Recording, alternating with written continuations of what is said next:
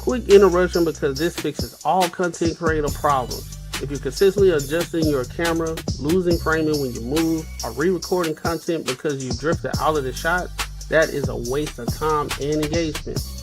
I started using the OBS bot mini camera and it eliminated all of that. It uses AI auto tracking to follow you in real time, keeps you perfectly framed, and delivers clean, professional video without extra gear or full studio setup. Whether you're streaming, podcasting, or on client calls, this makes you look locked in and polished automatically. Stop fighting your camera and focus on your message. I dropped the affiliate link in the description. If you're serious about content, this is an easy upgrade. As you can see, I'm testing out the camera and everything, and it's working out pretty well. Hit the link, get yours. Welcome to the table. Power, perspective, profit.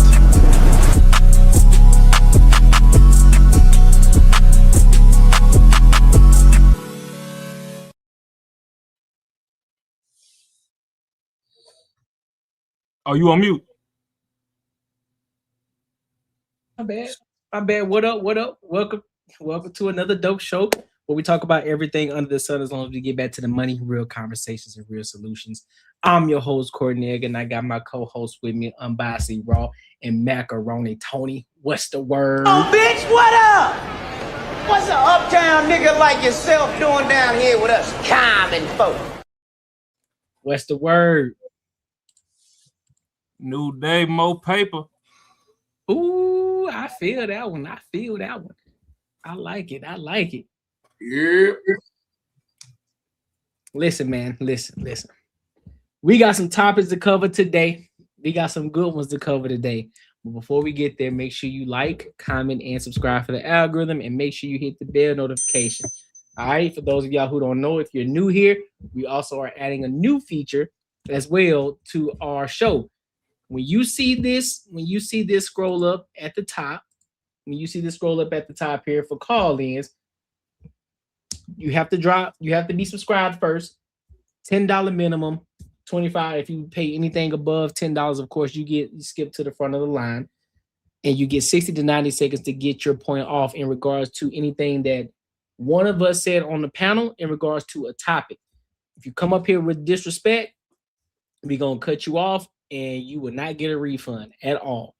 All right, so it's only pertaining to the topic in itself. So when you see this link go up across, drop a super chat and we'll post a link for you to call in, and then you can give your own thoughts and opinions on the specific topic that we're discussing. All right, Don't be on no goddamn bullshit and shenanigans now.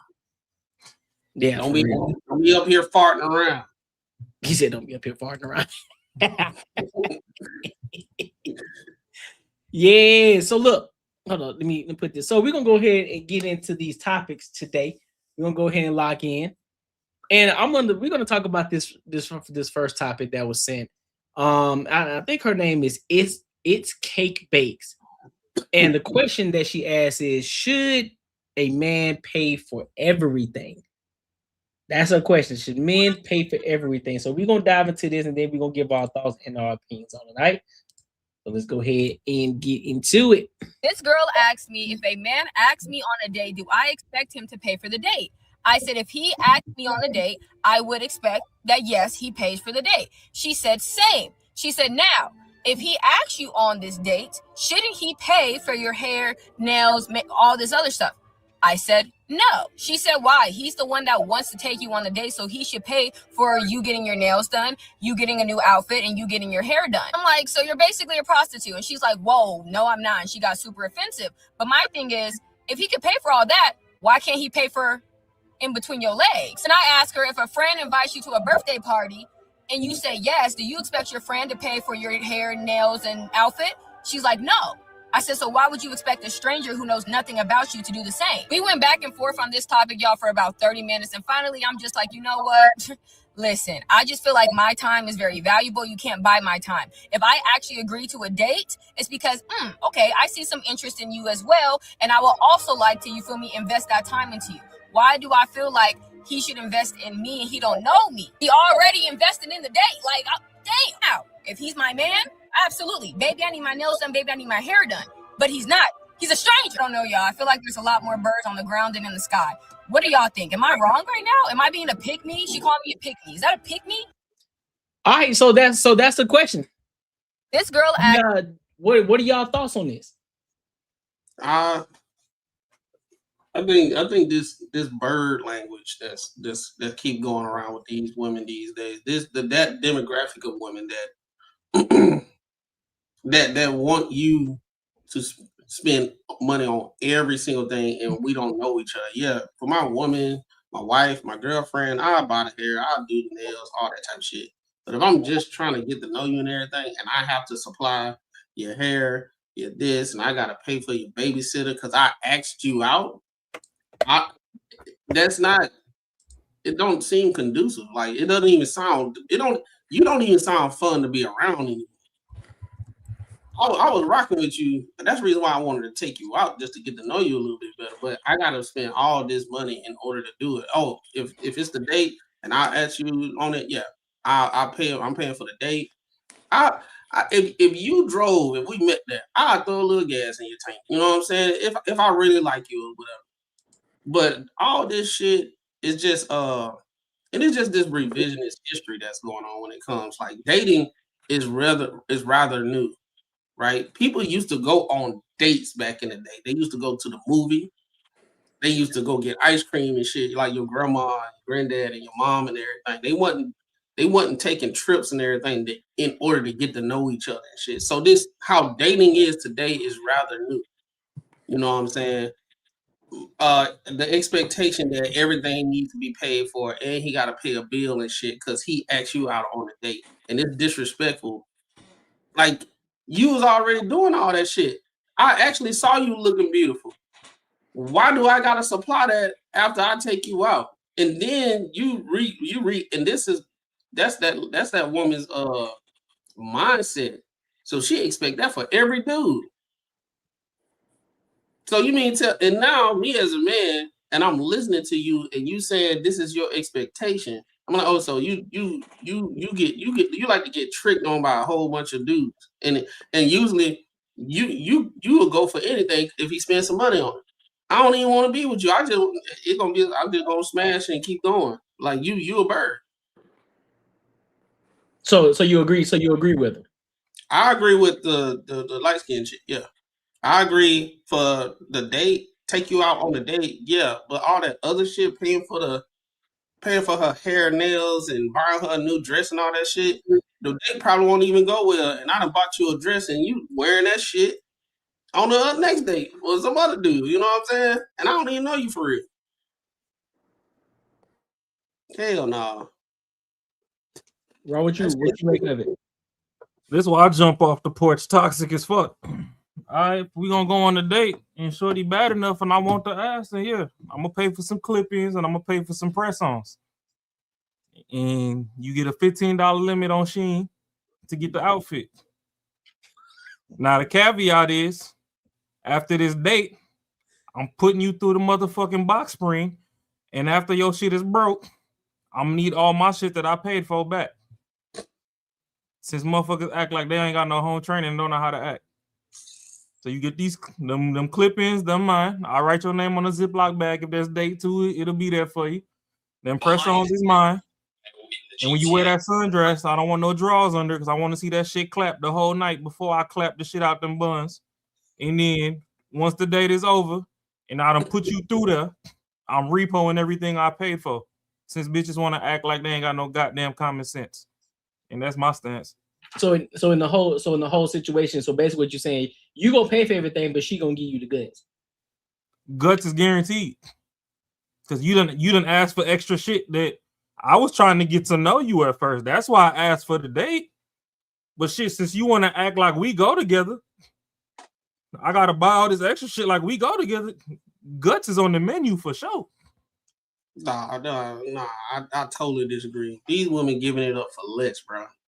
You ain't even got to do all that. Less or more. The more you spend, the nastier they get. Nah, bro. Man, I want to look down and look like my nuts just survived Katrina. Yeah, I disagree. I never had an issue I had an issue. if a chick rocking with you, but I think, Mac, I think he coming from a place of if he already said that he want to take her out and this is what she's requiring. I think that he's coming from that standpoint because I'm pretty sure everybody up here didn't have to pay shit just to get something. I think he's just coming from a place in regards to this topic alone, just saying like, hey, if I already went up to this shorty and said I'm gonna take her out, and now she asking for extra shit, say less, bet I'm gonna pay for it. But guess what? You feel guess what? You giving up the buns 1,000. Hey, you better say that in the front.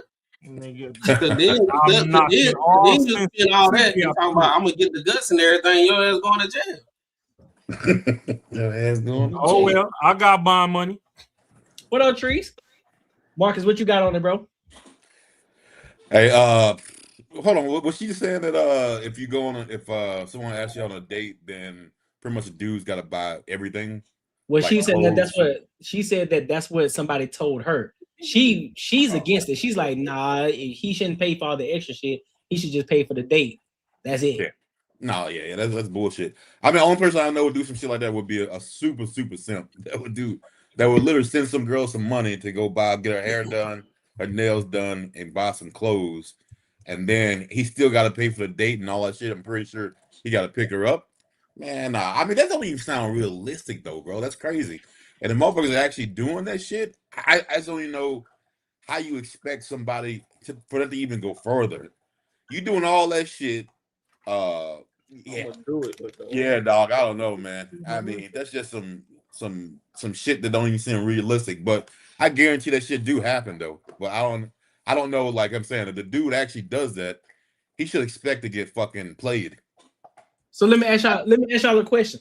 Let me ask the panel a question real quick. So in 2026, in this modern day dating world, right? Do you think? Now we're not talking about the extreme simps who talk about give a $300 and all. We talking about just regular dating, your average guy, your average chick. If a dude comes up to you and he actually has an intent to want to take you out,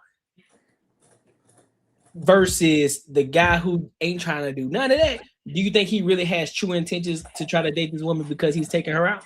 Versus the ones who say, listen, I ain't taking you no goddamn way. You already know what time it is. So do you think he has true intentions of trying to date her?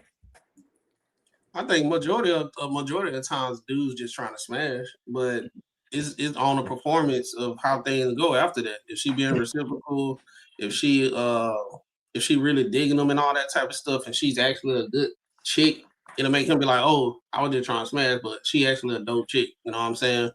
But if she talking like how she talking now, it's just smashing. Now, and I understand it's some dudes out here that don't feel like doing all that wine and dine and shit. He just gonna pay for it and then be done with it. But I do think the reason why some of these women think the way they do about this paying for everything, somebody done did it before, and I don't think a lot of women try to regress from like getting treated a certain way with a guy. So if a dude tricked on her, bought her a dress, wine and dine, all that stuff, did everything, flew out and all that stuff, then at that point in time, that woman, she don't expect nothing less from anybody else going forward. So that's the reason why it makes sense to her to require all this dumbass shit. Yeah, bro. That's just some crazy ass shit. Yeah, I agree with what Tony's saying though. In the beginning, I don't think dudes intentionally say like. It's very rare. I doubt that dudes are like, I want that if he doesn't know her, he's saying in his mind, I want her to be like something more than my girlfriend. I think it's more like, yeah, I'm trying to smash, and if she does pass the test, then we'll see where it goes. But initially, yeah, I'm just trying to smash. And then, but yeah, I mean, I think that does still warrant them, taking them out on a date, spending a little bit of money. But I think the main goal is to smash.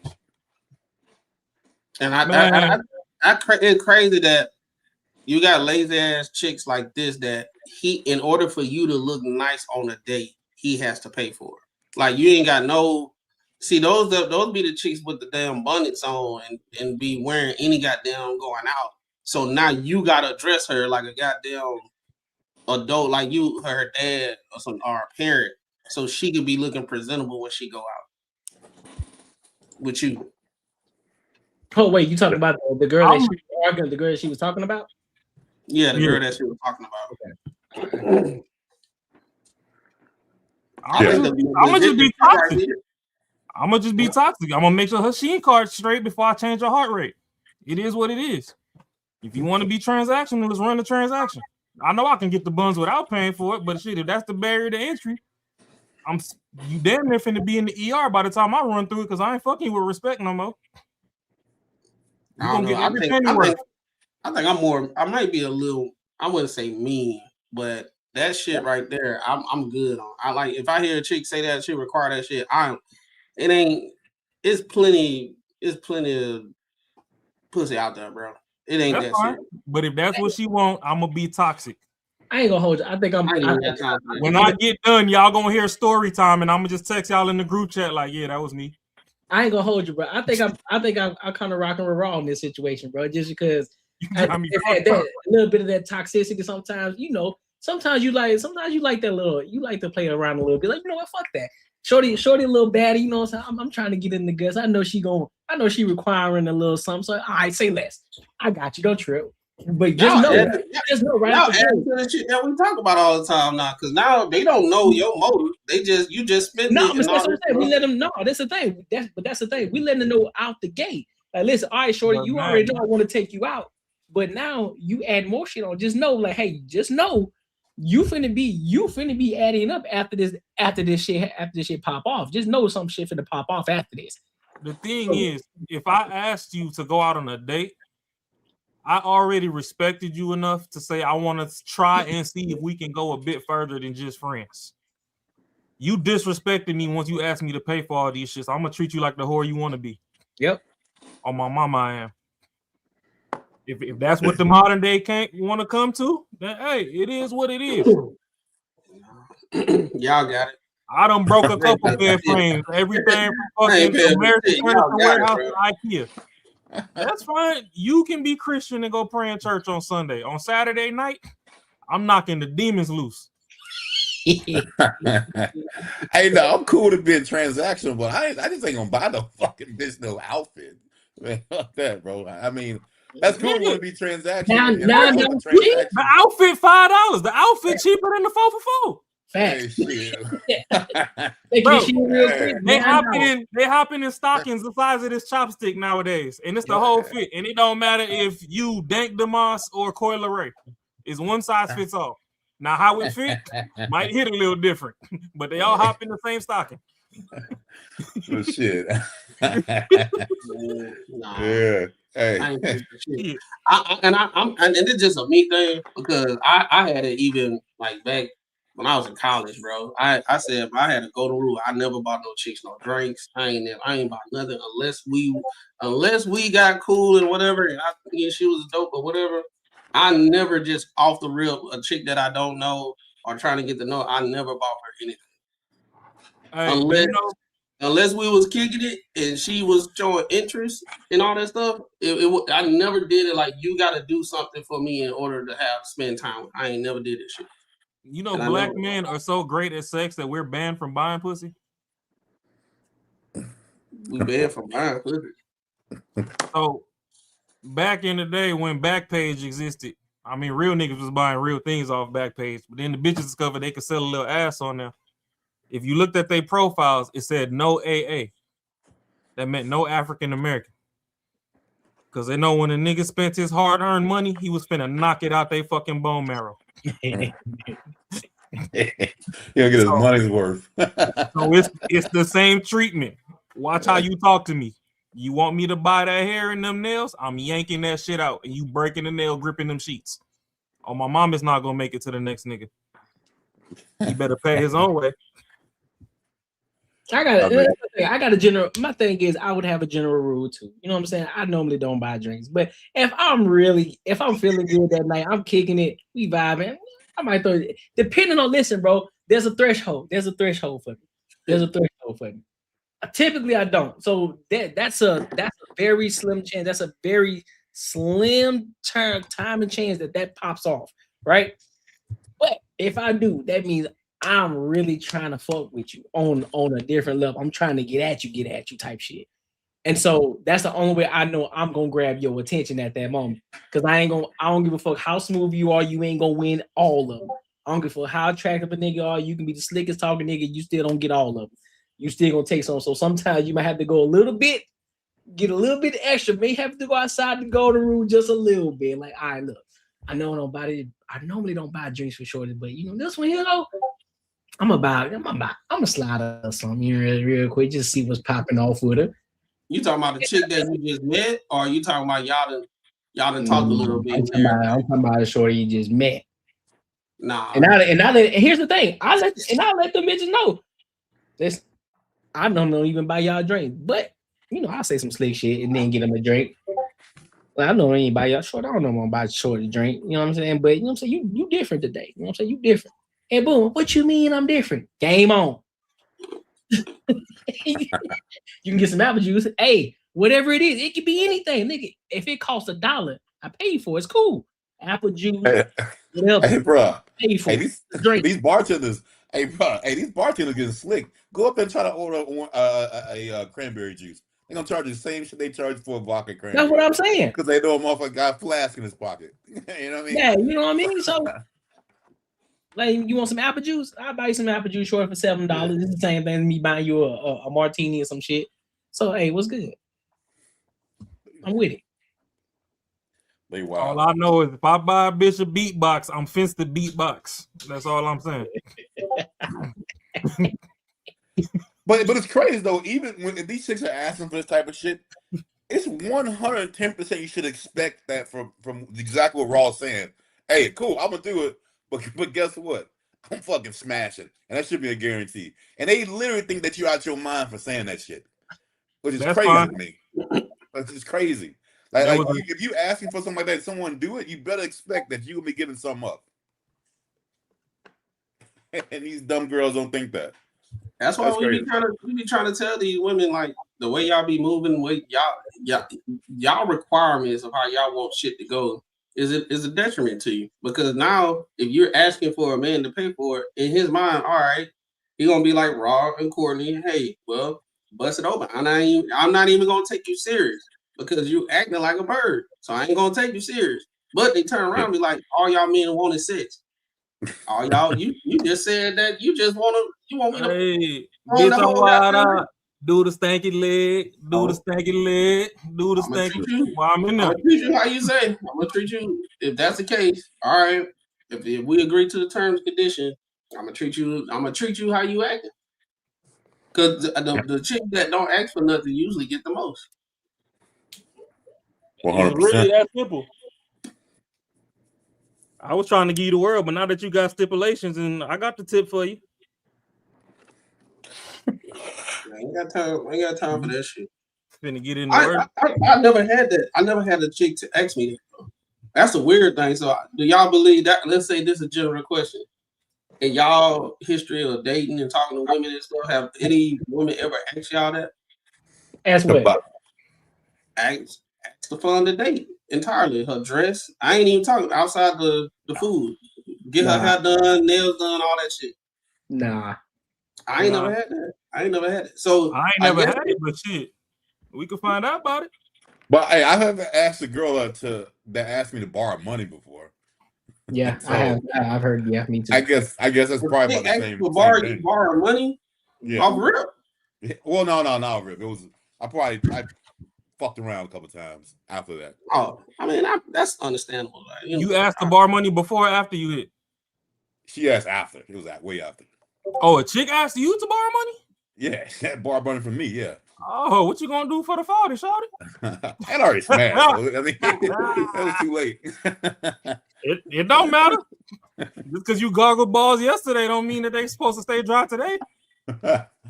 Yeah, that was back in my sim days. I gave we need another rinse cycle, baby.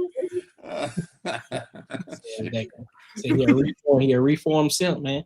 Yeah, reform simp, dog. I straight up gave her that money. The most I done bought was like a bottle at the crib. You was simping? You had some simping in your pimping? I had some simping, dog. Bad. Shit. I'm good though now. I'm good. I think I had one. I had 1 year or so, and I was in high school, After that situation, my eyes was open, boy. As long as they made cougars, I ain't never had to simp. But any final thoughts on this before we go to the next one? Well, I'm gonna let Raw finish. Go ahead, bro. Oh no, I was just finna say, old bitches leave nothing to waste. Hey, that's true. So when the young ones was playing around, hey, you play around if you want to. I ain't gonna tell you what me and your mama did. They'll take care of it. Hey, you could play. Your mama gonna lay. Choose wisely. All right, I'm done being. I think I'm done being toxic. I don't know what other topics. I doubt it. I doubt it. Listen, make sure y'all like, comment, and subscribe for the algorithm, and make sure y'all hit the bell notification. So look, and also make sure you support the channel too. Cash App goal $50, and the super chat goal is $100 for the day. So make sure y'all support the channel as well. All right. So let's go to this next topic. Let's talk about Michelle Obama. So there's another recent video that just went viral. Yeah. So basically, she was saying that she said Michelle Obama says the MAGA movement is full of desperate people, not racist. She said everybody who once voted for Obama, they turned around and voted for Trump because they were desperate. So we're gonna get the full context of this video, and then we're gonna give our thoughts and opinions on it. All right. So let's go ahead and get into it. Really a beautiful story.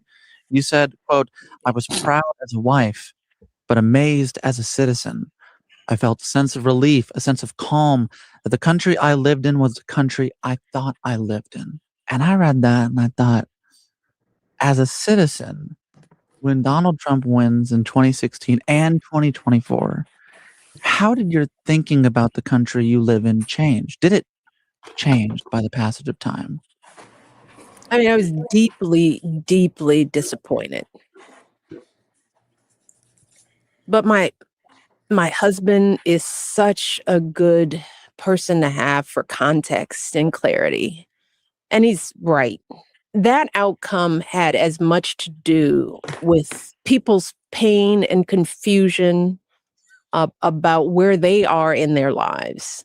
We haven't completed the assignment of actualizing this democracy. It works, and then a lot of times, and for a lot of people, it doesn't.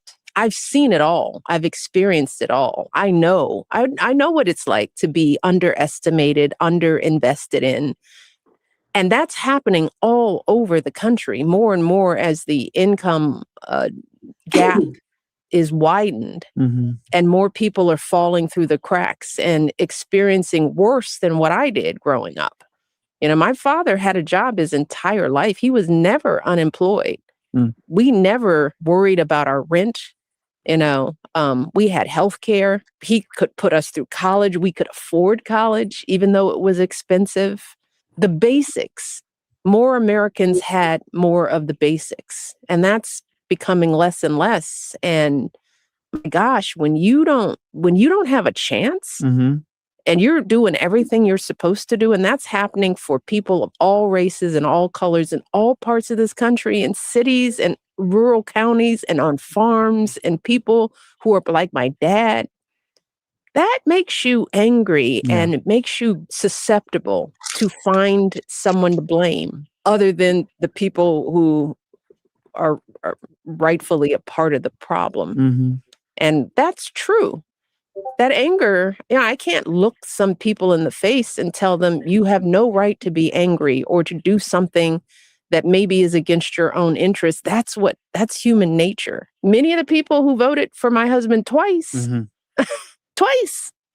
and I know that that's how they feel. It's like, this isn't about anything other than we need something different. Yeah, they voted for Donald Trump. Yeah. It's a lot of people.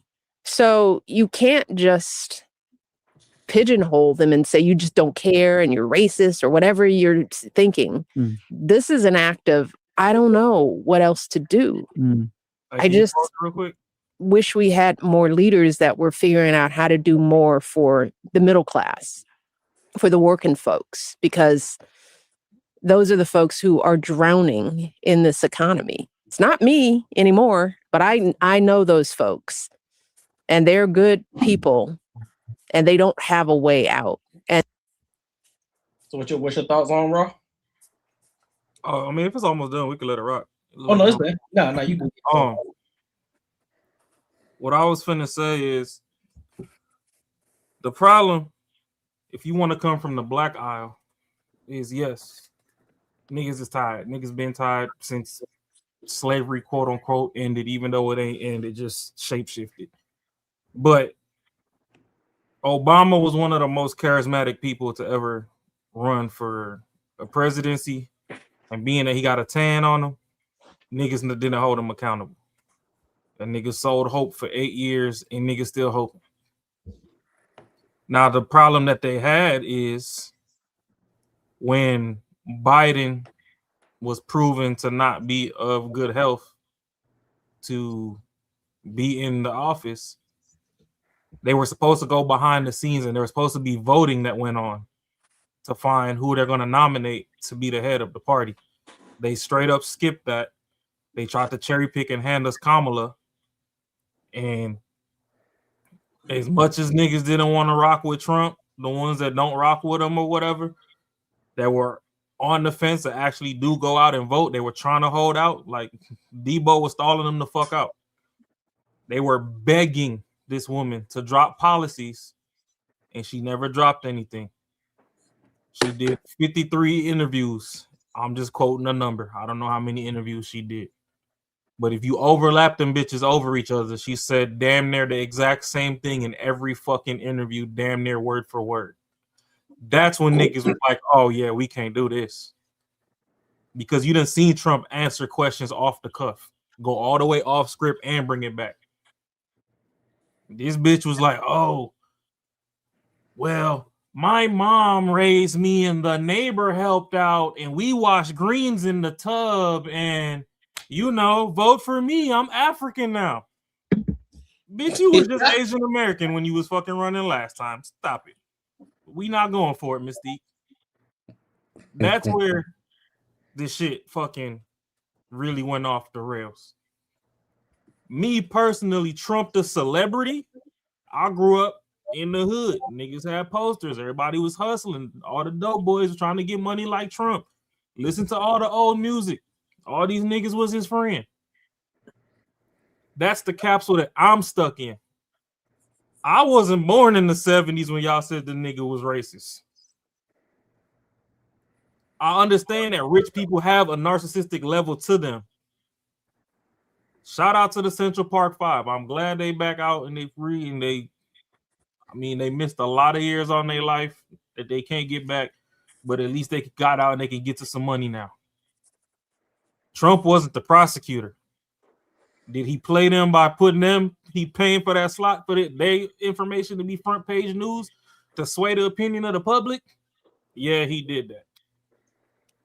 But at the same time, if you ask fucking Trump, like, hey, yo, the game last night, how did you like it? Oh, yeah, well, it was a good game. You know, let's just say it's like the Spurs or something. You know, I've never seen Wemby shoot so many threes. He's just so long. He doesn't even have to jump off the ground to dunk. He's amazing. But anyway, back to the economy. We can't allow them Chinese cars in this bitch because they're going to fuck the economy up. You know what I mean? He know how to pivot. And let me ask you a question. So before I let me ask you just a quick question. So would you agree or disagree that, like, because you brought up the Central Park Five, right? Would you agree or disagree that the exact same thing that Trump did, because you know he didn't have the full information when he put that shit out there. He just heard what happened, and he heard it, and he just said, "Boom, hey, they need to be in jail." Just like most people already do. They judge in the court. On the internet. Everybody do it. Everybody already do it to this day, right? And so when they got the information and found out he was wrong, it's like, okay, well, shit, I bet. I guess he was wrong. So I think people try to use that too, as if they don't do that. They judge people in the court of public opinion all the fucking time. But the fact that he had visibility and he had influence, people looked at that as law.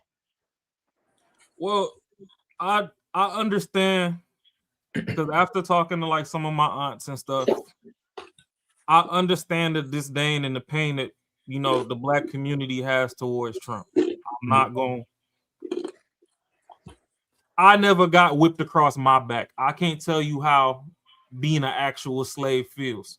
Right. That doesn't mean I can't go sit down with somebody papa or somebody uncle and hear the stories and watch him take his shirt off and show me his back and be like, yeah, this what master fucking fucked me up. This is why I don't like him.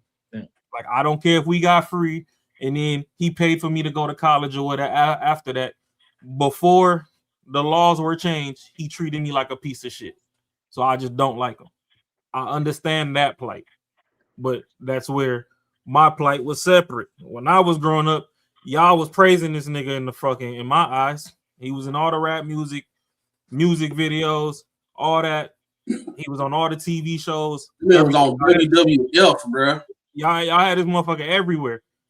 In the minute that he fucking run for presidency, the same motherfuckers that was interviewing this dude and everything from back then, just straight up, oh, he public enemy number one. Fuck him. We ain't never rocked with him. Okay, so now, if he is what he is, I'll take that at face value, but you are also fake as fuck. So that's where the Whoopi Goldbergs look fake as hell. The Oprahs look fake as hell. You know, who was it? I think I seen Dame Dash or somebody fucking talking about him or whatever. Then what's Flavor Flav was over there, like, you know, when the files came out, was like, oh well, if you see me in the files, don't trip. I ain't go to the island, but you know, I was next to the nigga. You might see 2-3 pictures. Like, y'all think you acting fake as hell right now. Tell us the character that you know for the 5 minutes you was next to him, and let us, you know, use our discernment to pick where we want to be at. But don't fucking force feed racism and all this shit down my throat. The same way y'all tried to force Obama's black down my throat. I know you could put the pause clip in there, but we in the middle of it. And so it is what it is. Y'all trying to force all this shit. And it's like, y'all supporting motherfuckers that still ain't do shit for you no way. Y'all got an Asian hate crime bill out of Kamala. She actively said, I'm not fucking with you niggas. You only got one time to tell me you ain't fucking with me. I ain't gotta force it. Ain't that what we was doing to the white man anyway? Y'all ain't trying to rock with no white people that call y'all niggas. When you tell me that you in a position of power to where you can reach back, each one teach one, and you can reach back and help me, but you gonna look me dead in my shit and tell me, hey, put me there, but I'm not helping you, it's big fuck you. Trump, y'all say that he this, that, and the third. All I can say is observation from Trump is he take his and leave the rest on the table. Whether he's stealing the money, doing whatever, he take his and he's like, hey, there's still some pie over there. If you want some pie, go get it while it's hot. So he gonna take whatever he need. He done reach back. He done help the HBCUs and all this other stuff. Y'all don't champion that. And I'm open to discussion to where y'all change my mind. But once y'all start with the ad hominem attacks and all that, I'm gonna tell you right now, I shut Smooth the fuck down. I don't listen to shit you say once we start disrespecting each other. Because if we can't have a respectful conversation, realistically, I ain't spend all these money on all these guns for that shit not to bang. I'm just gonna get you out of there. I'm too old. Yeah, I still probably want one more fight just to see if I still got it in me. But shit, the amount of fucking tomfoolery I spent on all this toolery, you gonna wear this bullet like some jewelry. And it is what it is. But I'll let somebody else go. I agree. I agree with a lot of what Ross said. And I agree with what she said, right? She pretty much, I thought she was just gonna be on some everything racist and everything, but she said it. But I think what I disagree with her is her try to not place the outrage in the right direction, right? It's like they're talking to us and like they making it seem like everybody, I'm saying not me just personally, but I'm saying the American people, as these people are just stupid, dumb, and they didn't have a right to be mad at the Democratic Party because they've been having control over a lot of things these past generations. And every time they saying they gonna promise something, they not making their promise. Trump, y'all may not like him, but he said exactly what he was gonna do, and he doing that shit. And that's the reason why people voted for him, because he gonna do what he said. He ain't finna sit here and say, "Hey, I'm with the black people," this, that, and blah blah blah blah, and then turn around and say, "I'm not gonna do anything specifically for black people." Right? You know, after Obama, you know, Trump, and then they did what they did with him, and then Biden get control of it. Saw what happened with that, right? And I'm saying, I think I said this in another show where it was me and one of my friends. We was actually at the debate where he did very, very horrible, and I can see the delusion, bro. It was so wild. Like, we're watching it, and we can see the health decline. He ain't making no sentences. I can barely hear what he's saying. And before the debate started, they had a lady speak, and they was like, "Hey, we got to get out there and vote. We got to support Biden. He didn't do a lot of his promises he promised, but we got to give him another 4 years so he can have time to do it." In my head, I'm like, okay, if he ain't did the promises that he did in the beginning, and y'all are saying it, y'all Democratic. I'm not Democrat. I'm not Republican. But this is y'all party, and y'all sit here and literally said that he ain't did nothing. But we got to give him 4 more years so he can do what he promised. Plus, he making new promises so he can get reelected, and he can barely talk. You know what I'm saying? Yeah. Like, I was just sitting there, and I was like, man, my homeboy, he was like, "Oh, no, you don't understand what he's saying?" And I'm like, "No, I don't. I don't know." This old black dude overheard it. He looked back at me and him. He's like, "You don't know what he's saying?" Like, I know you don't understand what he's saying. You don't. Because it was mumbo jumbo up there. We gotta get everything right with America. We gotta be the doo-doo head. I'm like, bro, what is he talking about? I'm like, bro, so it's this thing that, and I do understand that people that's in politics and everything, they understand they base, and they can say whatever they're gonna say, and people just gonna shake their head, yeah, but there's no critical thinking that's going on. There's no like, hey, does this actually make sense? Right? People are being fed information and they're not actually doing deductive reasoning to see if that's like, is it true or is it a farce, or it may be a little bit true, but y'all kind of putting 10 on it right now. Like, I'll be hearing, I'm like, okay, y'all putting 10 on it right now, bro. So she said some stuff that was right. You had people that's out here, they can barely afford stuff, and they rightfully so have a right to be mad and angry. But they didn't pick Trump because they're scared. They just feel as though that party didn't do their due diligence for what we asked for. Y'all didn't come through, so we're gonna have to do something. And you finna go again? Oh no, we already seen 4 years of this. We can't do this. And you can't talk. Then Kamala came in. She didn't have a fair run. She didn't have a democratic process. They were supposed to get somebody, like Ross said, they were supposed to do a vote, and they should have had their primary so that all the Democrats, somebody could be the face of the party. They just went ahead and just gave it to her, but then want to call Trump a dictator. That's some dictator shit right there. Hey man, I'm about to be up on out of here. My health declining. I'm gonna give it to her. Why? Hey, she was vice president. We just gonna do it to her. Just give it to her. And then when she did her campaign, just like Ross said, when she did all these interviews, she ain't talk about no policy. And then when the whole thing about black men, you got Daddy Obama came to shame us and said, she our grandma. No, she not. My grandma, both of my grandmas, they from here.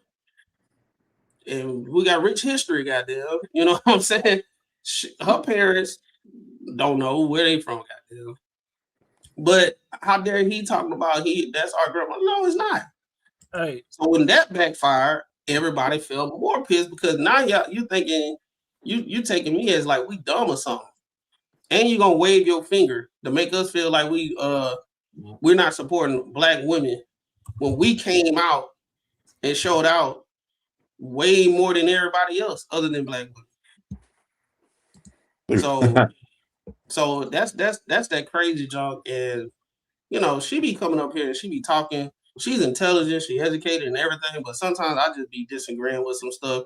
I was good up until she tried to make it seem like people were just scared and they just reacted and voted for Trump.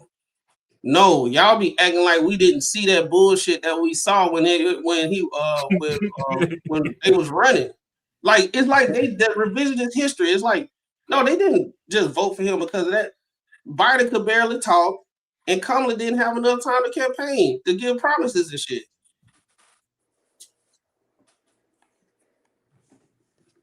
So, like, I'm not. Bro, even in the news, but it was like his health wasn't all that good, and he had to be asleep at a certain time.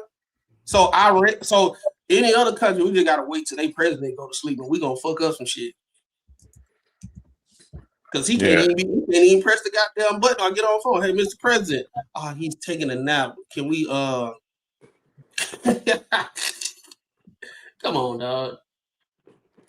Yeah, bro. I'm not too big into politics, but the only reason that Trump got in there because it's just how bad Kamala's whole group was. So I mean, it had to pick between one of them.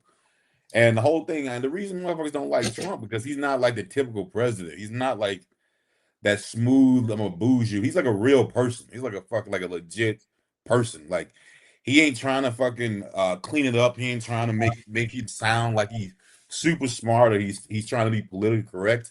He just fucking real with his shit. Hey, you know what? You fucking step over the line, this is what's gonna happen. Hey, consequences. Like that's the type of how he's coming at it. And a lot of people don't like that. Especially a lot of women don't like that type of shit. Like they want to be PC type of conversations. That shit that make you feel good.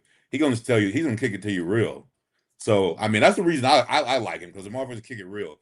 He can come out and say, I hate all black people, but hey, I already know the motherfucker can't send me back to slavery. As long as my taxes don't fucking get raised, I'm cool, bro. Whatever. It is what it is. So let me ask two shits. So let me ask y'all a question though. So do y'all think regardless of the situation, what happened with Biden, right? Do y'all think that no matter who the running mate would have been, don't y'all believe that Trump still would have won, considering the fact of what happened with Biden being in office? I think if they would have did it the right way and they positioned somebody else in the Democratic Party that had charisma, that had policies and a plan and all that type of stuff, I think that person could have beat Trump. It still have been kind of close, but I think they could have beat Trump. I heard many of people say if Michelle Obama ran, she would have won. Like who?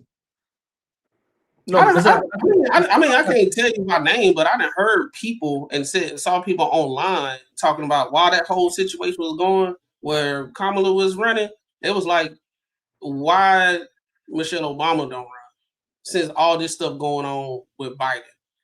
And this was before, because bro, even before Kamala got nominated or whatever, whatever, they wanted to get Obama co-sign, and he didn't do it at first because they wasn't doing the process right. So I think what Democrats did, their strategy was so horrible because Biden, which is Obama predecessor, was supposed to be like that kind of last bit of Obama that's still in the office or whatever. They focused on so much on that, and it backfired. So they didn't have the time to prop up the whoever could have been the next prospect or whatever. That's what I think. I don't think anybody at that given moment, I don't think there would have been anybody who would have given him a run for his money. No, not at that moment. I'm saying if they would have did the work before that, before while Biden was in office, before primaries, all that type of stuff, if they would have propped up somebody before, they probably would have had somebody. But they was banking on Biden to do another 4 years. So that's the reason why they ain't look for nobody else. They just focus on Biden, push Biden, and I think they knew about his health, and because Kamala was vice president, to me conspiracy. What I had it? What that video at? Let me see. Let me put my. Keep going. I got you. I have a thought. To me, I think they was hoping. Unfortunately, something happened to him, and he had to step down. And Kamala was going to be the first woman president. That's me. She already was. I think that was their strategy. She already was the first woman president. No, like president, not vice president, like president. Like officially, by the books, all the way. I understand what for you're like saying. an hour and a half. When? Biden had to have some medical procedure or some shit. Oh yeah. Technically, once you go under the knife, technically the VP is now the acting sitting president. Well, for I'm that saying duration, which happened. They wanted her to be 100%. Like they wanted her to be all the way. She gonna have some years under her belt, president like that. That's what I'm talking about. But I think that's what they were trying to do. I think if they would have found somebody, maybe 2-3 years in the making, propping him up for that person to be the next president, it would have. I don't know. I think it probably would have been close if they would have did it the right way. But they was banking on him. What I think the problem is, I guess my camera glitching out. Hold on, let me turn this shit off. What I think the problem is right now is the Democrats for so long thought that black folk just gonna run to them regardless, that they've never reached back enough to earn the respect of the black community.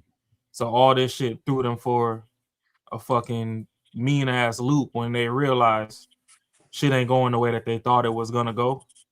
To answer Courtney's question, do I think anybody could have beat Trump? Probably not, being that he already had a shot and people kind of knew what they was gonna get into fucking with him. And motherfuckers, I mean, shit, even broke niggas got a PPP loan, so they was up for a little bit. But I do think if they would have elected somebody, which obviously would have put belt to ass to Kamala to begin with, they would have had a better career politician to make you sit and ponder a little more than just being like, you know what, fuck what this chick talking about, I'm just gonna vote for Trump. Like, it probably would have been more community family meetings at the round table. Like, should we really risk our vote on this dude? Or we just go back with Trump again? Because this dude is kind of spitting, but we ain't never seen him before. Versus, we done seen Trump our whole life. So I think that's another thing Trump had going for him, being that he's not a career politician, is his celebrity was so big that you might have people that really don't know how to vote and it was just treating this shit like a multiple choice. But anytime they seen Trump, they was gonna tick that box just because they done seen him on Days of Our Lives and a motherfucking Boosie music video for all I give a damn. Like, he was everywhere. Then to furthermore expound on some stuff that Macaroni was saying, y'all niggas gotta act way better than y'all do when y'all talk to black people. I know that y'all be talking about this black on black crime, and we could say that, oh, those black people act ignorant or whatever.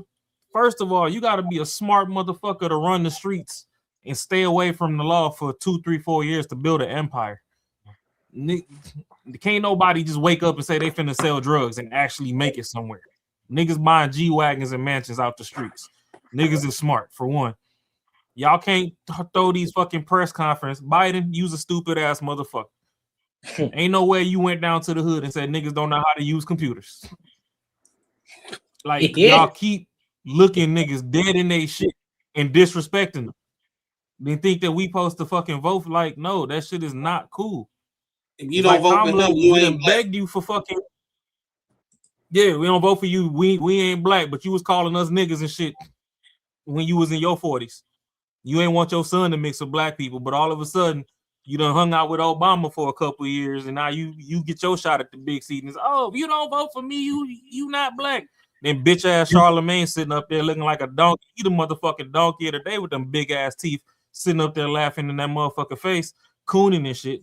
Till right now he can't stop gooning for the Democratic Party. I'm not saying that Trump don't disrespect people, but goddamn, Charlemagne, brush your tongue. Your wife already got on your ass for telling all them women up there that you was finna suck a fart out their ass. So quit kissing the white man ass. That's crazy. But there's some Corey Holcomb shit in there. That's the thing though. Like y'all keep coming out here disrespecting black folk. Like half of the American inventions wasn't by black people, and y'all white people ran over there and just stole the shit so y'all could patent and act like y'all did something. Jack Daniels ain't white. The light bulb and shit ain't white. A black woman made the GPS. Y'all fucking throw y'all shit over there. Throw y'all little white ass blanket the same way y'all was using them pillowcases to be fucking haters back in the day. And then y'all act like we supposed to run behind y'all. By the time Kamala finally gave us some fucking policies, 2 or 3 of them bitches she stole from Trump. How the fuck we supposed to rock with you when you ain't got no original thought? You were so fucking mixed up on tub greens and cutting the lawn. Then we on these podcasts, these women crying, talking about we need to put the motherfucking microphones down, but we tired of y'all fatherless behavior ass bitches running around, and y'all gave us a bitch with no father to run the country. Man, I'm done.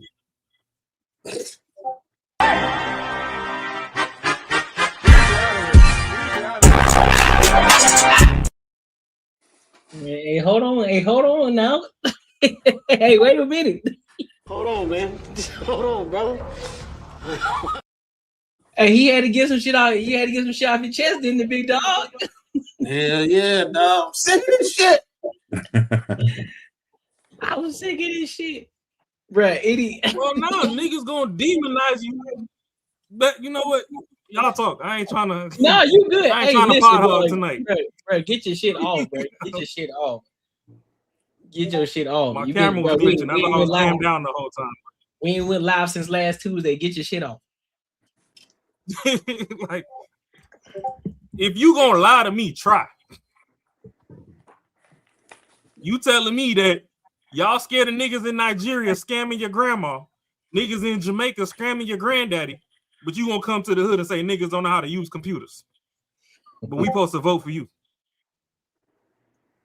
Yo, dumbass getting scammed from across the water.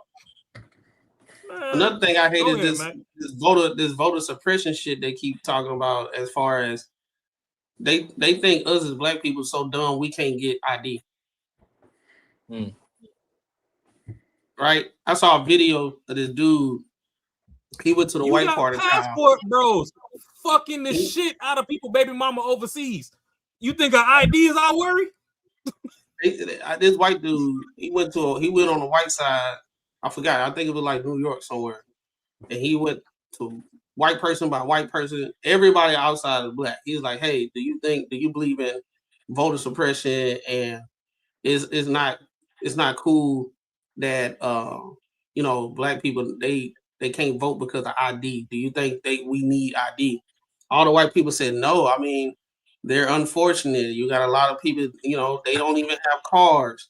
And how they gonna go get ID? And if you just sit back and listen, and you really see what they think about us, they think that low. Hey man, and then they went to the black side, and they start asking, hey, and they asked the same question. They were like, yeah, I got an ID. They were looking at the white dudes. They were like, what kind of question that? Yeah, I got ID. Every single black person like, yeah, I got ID. He was like, do you know what DMV is? He was like, yeah, it's on this block. Yeah, man, I'm there all the time. I got ID. So it was like, you seeing how some white people, they think of us, they think that less of us, and they look at us like with pity that we're not able to get ID. Yet we the most educated, women say they the most educated. We doing this, black people, we done rose and we did this, that, and the third, and blah. We do everything. We all this in a bag of chips, but we can't get no goddamn ID. Come on, bro. And then they run on it. The politicians run better, on Matt. it. Huh? Hey, Matt, you remember in New York? In the height of all the shit, when Mondami was running or whatever, I think he had just won, and it was snowing. Niggas was fighting to keep all these motherfucking migrants in New York, right? But as soon as they needed to shovel some fucking snow to get the streets cleared, they said you can't help out if you don't have a fucking state ID. Everybody knowing talking good about and damn well that the migrants that they was fighting for, they talking about, oh yeah, no, these people, they work, they do this, they do that. But y'all wouldn't let them fucking shovel the snow without an ID. So every time y'all speak, y'all contradict yourselves. We sit back and like, shit, we've been lied to our whole motherfucking life. So this a damn sitcom to us. And now that we hold y'all accountable for a trash ass sitcom, y'all act like we the problem. We not the problem. Yeah, it's FBA versus fucking import. Obama's an import. Like, get the fuck out of here with this shit, man. I just be seeing how they be slighting us, and I be like, we don't be really looking at it. Some people not looking at it being slighted. Voter suppression. They talk about IDs, and we need to not have to have IDs to vote. But then, if you actually think about it, you're like, y'all think we that slow that we're not capable of getting IDs? We don't know how to use goddamn computers. What type of shit is that? Everybody got a motherfucking smartphone. First of all, y'all from the South? Yep. You think a nigga like me finna go buy a box Chevy, put 2 15s in the trunk, sit that bitches on some 26s and roll down the block, knowing good and damn well I damn near built this car off some fucking drug money and I have no ID, knowing good and damn well I stick out like a sore thumb, and y'all finna come fuck with me? Miss me with that shit, man. I don't give a fuck if a nigga can read or not. Niggas can count, and we know when shit don't add up.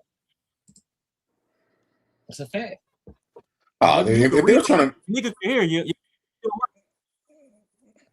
If they're trying to push it to let people vote without an ID, then the only thing they're trying to do is to fucking submit fake votes.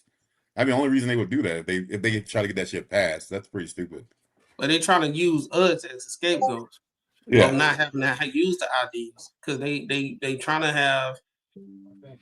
They doing exactly what you're saying. They having people either multiple votes or they have some people that's not even legal here voting. You know what I'm saying? So they ain't got no stake in the game. Don't even own no property. Don't do nothing. They just, you got people out here, and it is what it is, bro. Yeah. Oh, you from Bama? You from Bama? Hey, what part of Bama you from? All right, so no final thoughts on this one. Mobile, goddamn Bama. I don't give enough. It's about enough but the tide. Every person that's not from Alabama, they say that same shit. Sweet home Alabama. Every time. Every time. Sweet home Alabama, huh? You showed me.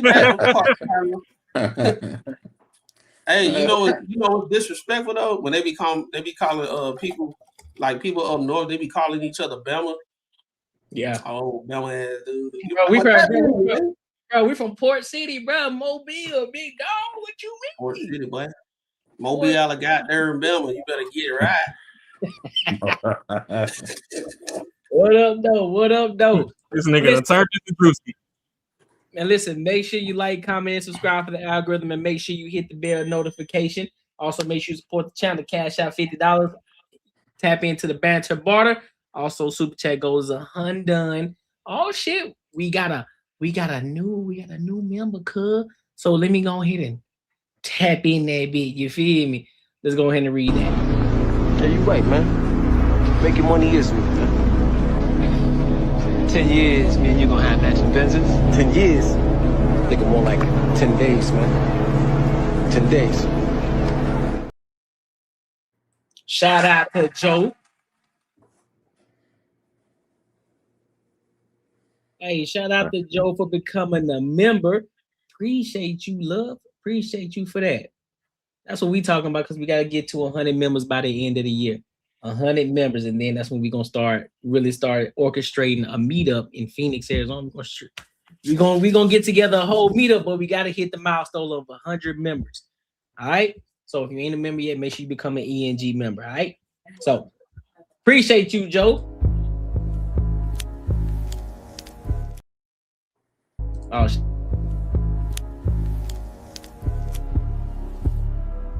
that's top dog aura right there. Yes, sir. Yes, sir. Appreciate you. Appreciate you. All right, so let's go ahead and get to this next topic. Let's talk about Rashee Rice. So for those of y'all who don't know who Rashee Rice is, he's a wide receiver for the Kansas City Chiefs.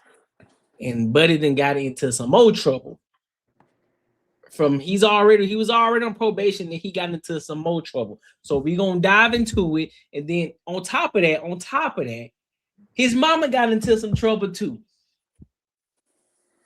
So we're gonna dive into that, and then we'll give our thoughts and opinions on it, because all this shit is crazy. This shit ghetto.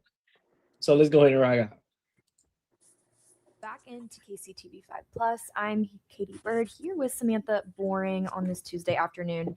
Samantha, we're actually tracking breaking news here in the KCTV 5 newsroom. Yeah, Katie.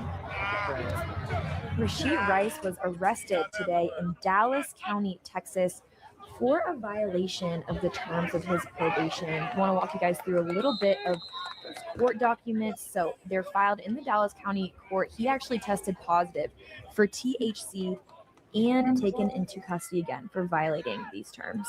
Yeah, so what we're looking at so far is he is in custody in Dallas County. The terms of probation were set after that 6-car crash on Easter Sunday in March 2024. He was ordered to serve 30 days in jail as the result of this arrest today.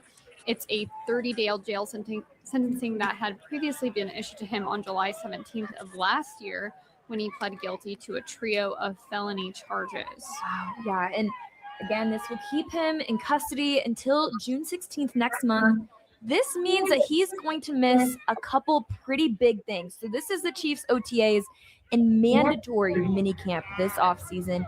This is as he's entering the final season of his rookie contract. And again, if you remember way back last season at Arrowhead, multiple teammates were wearing shirts that said "Free Rice," as he was not able to play for a number of games, Samantha. Yeah, it was quite the sight there that we saw with the Chiefs team. And we know that when Rice initially pled guilty last July, he did issue a statement apologizing to the victims, saying, that he was involved in that crash, saying it's left him with a lot of sleepless nights thinking about the damages that my actions caused, and I will continue working within my means to make sure that everyone impacted will be made whole.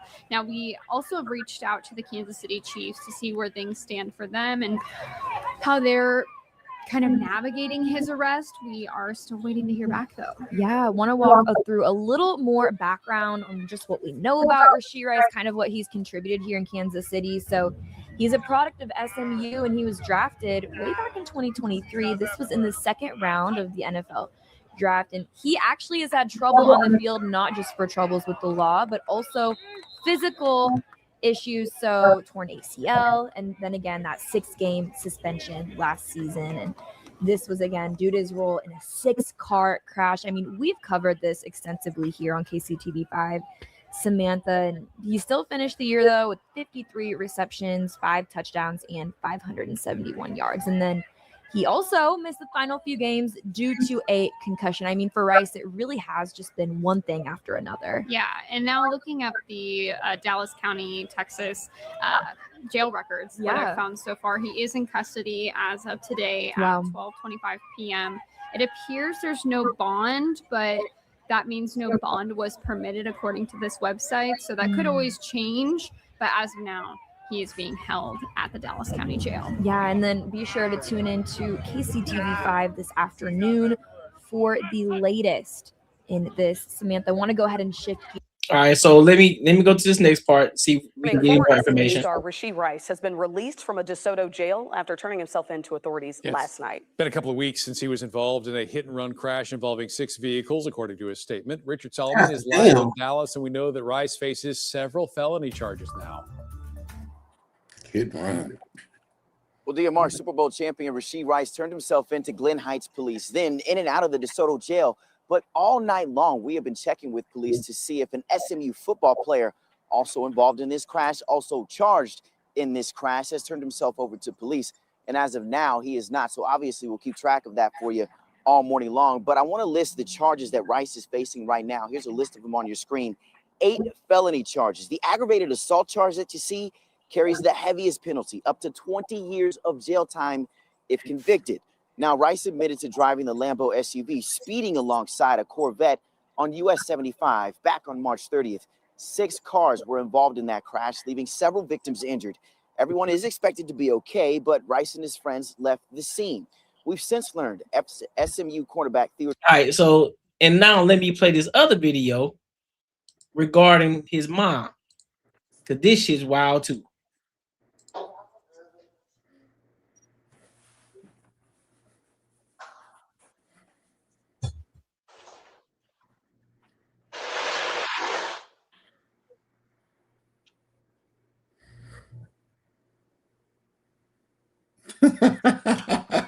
You can't take him out, bro. A grown ass goofy. Remember, I just told you, you that old gang. Yo, so what do y'all take of this? Of all of this shit, Ray Rice's mom out here stealing Amazon packages, and then Ray Rice, who's already on probation, gets caught with THC in his system. Now he's in jail for 30 days, and he's gonna miss some of the most important parts of the minicamp. What do y'all take on this? Grown ass goofy, dog. It's just because you make more money, people just got the habit of just doing dumb shit. Cause then the mom had a damn jersey on.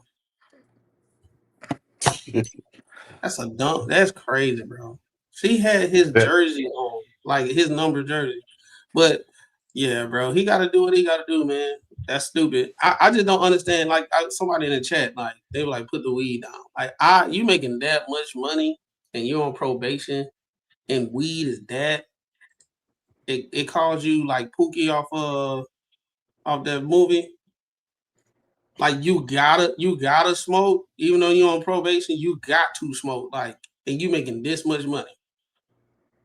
You got an opportunity that only 1% of anybody in the entire world can do. It probably less than that, 0 point something, goddamn. But you fucking it up because of weed, and you doing hit and run. Nah, I was like this, Courtney. It was going, something like this was gonna happen regardless. Some people just don't. I ain't gonna say that they don't deserve something, but they'll find a way to fuck it up. He was gonna find a way to fuck it up either way, bro. Yeah, that's crazy, man. It's weed. I mean, he got so much money, bro. I'm pretty sure he can force some shit that'll cut that shit out of your system in like 2 hours or something. Like, I mean, he's gonna do it. But my thing is for like the severity of what he was on probation for. Like that motherfucker could be in prison for 30 years or some shit like that. Yep. Like if it was just like a something minor and he was on probation for something minor, maybe you fuck up a little bit, cool. But this motherfucker got felonies. Like, yo, bro, if you're on something that serious and they let your ass go, you need to be fucking straight. You better not do shit. Like, I mean, that's just crazy, especially how in a good position he's in money wise. He's still young. He's still, I mean, he just come out of his rookie contract. He's gonna get another one. Like the motherfucker ain't broke. Like he's in a good spot. Like I don't know how you don't take that situation like this that you got off of that as a fucking blessing and not to fuck it up. And his mom, I mean, I don't get that shit, bro. That's just crazy. Like that's just crazy how, for one thing, who the fuck don't have a doorbell camera? How did she think she was gonna get away with that shit? And they like doorbell cameras are hiding. It's a big ass box. They're sitting in front of your fucking door. Like motherfuckers ain't got them hidden.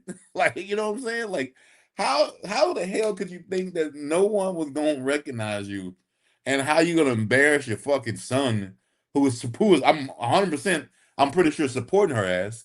So like, how like, that's the big one right there, bro. Like, I mean, that's embarrassing as fuck right there, bro.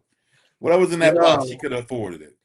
Did the mom? Did she get like arrested or anything like that? I don't know. I didn't hear anything in regards to her getting arrested or anything like that. I haven't heard that. But what I will say is this: no matter where you go, you take you with you, and no matter how much money you make in this regard, you can tell he still hadn't grown up yet. And on top of that, I guarantee the type of people that he had or does still have around him are not holding him accountable for anything. They aren't holding him accountable at all because he continues to keep making horrible decisions. How about that? Shit, I can hear you now. All right, you good. Yeah, he continues to keep making horrible decisions. You fumble in the bag, and eventually you continue to keep making these mistakes. You're gonna end up having a short career in the NFL. If you continue to keep going the route that you're going, because your mom apparently you're making a good money. You're a Super Bowl champion on top of that, and your mom's still out here stealing Amazon packages. You ain't got no money to go and actually buy some shit from Amazon, bro. Come on, dog. And I'm pretty sure the shit that she stole probably wasn't nothing more than $30. You tell me you ain't got $30? Come on, she bro. probably she didn't even know it was in it. It could be a empanada maker, goddamn. She don't even know. Like that, bro. He got all that money. They just come from a place. She saw opportunity and she couldn't resist. Yep. Yeah. She looked at it. I shouldn't do it, but I just gotta do something. I gotta do some N-word stuff. I got to. I gotta do it. I got to. I can't. It's right there. I gotta get it. I bet her thing was, just tell Amazon someone stole it. They'll get you a new one. Don't worry about it. The nigga in her said, I gotta get that package. I gotta see what's in it. That's a come up right there. I got to. If I don't do it, I'm gonna be thinking about it all day. I could have got that box. He's gonna fuck with me. So Hey, I got that was a blessing right there, bro. God put that there. And on top of that, on top of that, I guess she don't realize that Ring cameras got sound on it too, so you can hear the damn box sliding. So she thought she was slick too, bro. What are you doing? She thought she was slick. She tried to bend down like couldn't see her. Hey, it would have been real diabolical if she told that little kid to go back and get it. That would have been fucked up, but at least she didn't do that. Hey, buddy, I think he's gonna go to jail, bro. I think he's gonna judge. He might, man. He might get a judge that'll bring all this shit back. I think you have these charges. You have to go to probation. And if you complete the probation, those charges, whatever happens, usually they get probably dropped or turned into something else. But if I'm not mistaken, if you violate your probation, those charges become active again. I think so. I think that's how it works. But I'm gonna be honest with you. Matt. I don't think that's gonna be the case. I think he's gonna do his 30 days, and he's still gonna play. He gonna miss some time, of course. He gonna be suspended, but I don't think he's gonna go to jail for a long time. He's gonna do his 30 days. He'll be back out there on the field. As long as his ass is able to stay out the way, just focus on getting his money and focus on playing football, he'll be fine. But again, he gonna have to get whoever is around him. He need to get them niggas out of or from around him, out of the vicinity. He need to find some new people. He need to find some new mentors. He need to get around some people who don't. He need to get around some new people, bro. Cause the shit he on, it ain't it.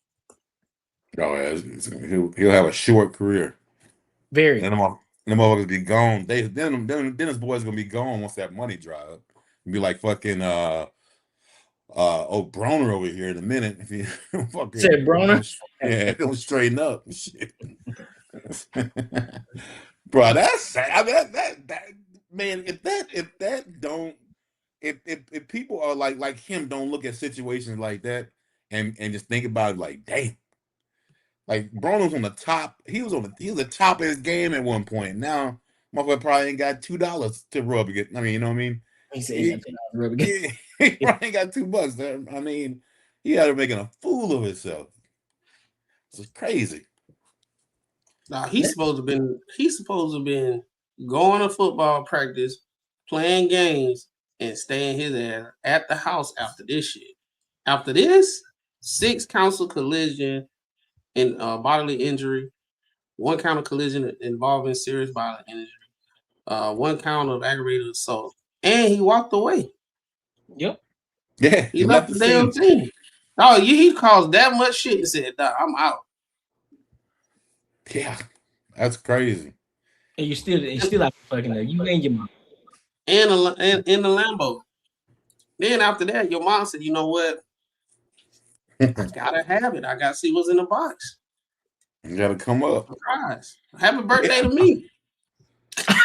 I wonder was it? Damn.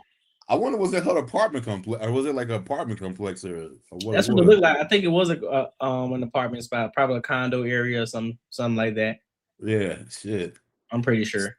Stealing your own neighbor shit, man. That's crazy. As if you don't live there, and you got Momma Rice on the back of the jersey. It's a Momma Rice, bruh. Man, you know how much that person sold that tape for the TMZ? They probably got a grip. Thank you, Momma Rice. I got some information for y'all. Yeah, you know that Super Bowl receiver Rashee Rice? Yeah, his mama stole my Amazon package. Yeah, how much you gonna pay for this? Hey, in 4K. In 4K. With the jersey on. And mind you, the daughter was with her. That's the crazy part. That's crazy. That's degenerate, bro. That's degenerate behavior. Again, no matter how much money you make, and most people sit up here and tell you, "Oh, bro, you're supposed to change, bro." Nah, a lot of times it just exposes who you already were in the first place. It just exposes more of you. You still take you with you, dog, wherever you go. Hey, Courtney, this how she looked when she saw that package.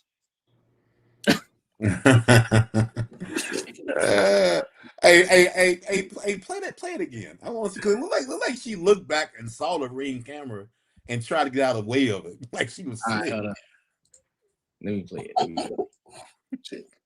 She said, "Ooh, free package, my boy." I got this. No, look down. Yeah. She slid it. Look, she's looking back. She's looking at the camera. So she saw the camera, bro. Yeah, she saw the camera. She just kicked it. So oh, she looked that bit right in the face. She looked it right in the face, bro. She slid it. Look right back at it, yo. What's the point of kicking it? And if you still gonna bend down right in front of the damn camera? God damn, hey, man. That is, bro. That is hot pickle and hot fry activity in the morning at the bus stop. That's probably what oh god. She probably typed that was yelling. It's 6:30 in the morning. It's foggy outside, and she yelling and screaming, eating hot pickles and hot fries. Drinking a free Coke. Oh shit. I ain't never seen, but that's some foul shit, bro. That's some wild shit. I don't understand it at all. But hey, man, make sure y'all like, comment, and subscribe for the algorithm, and make sure y'all hit the bell notification.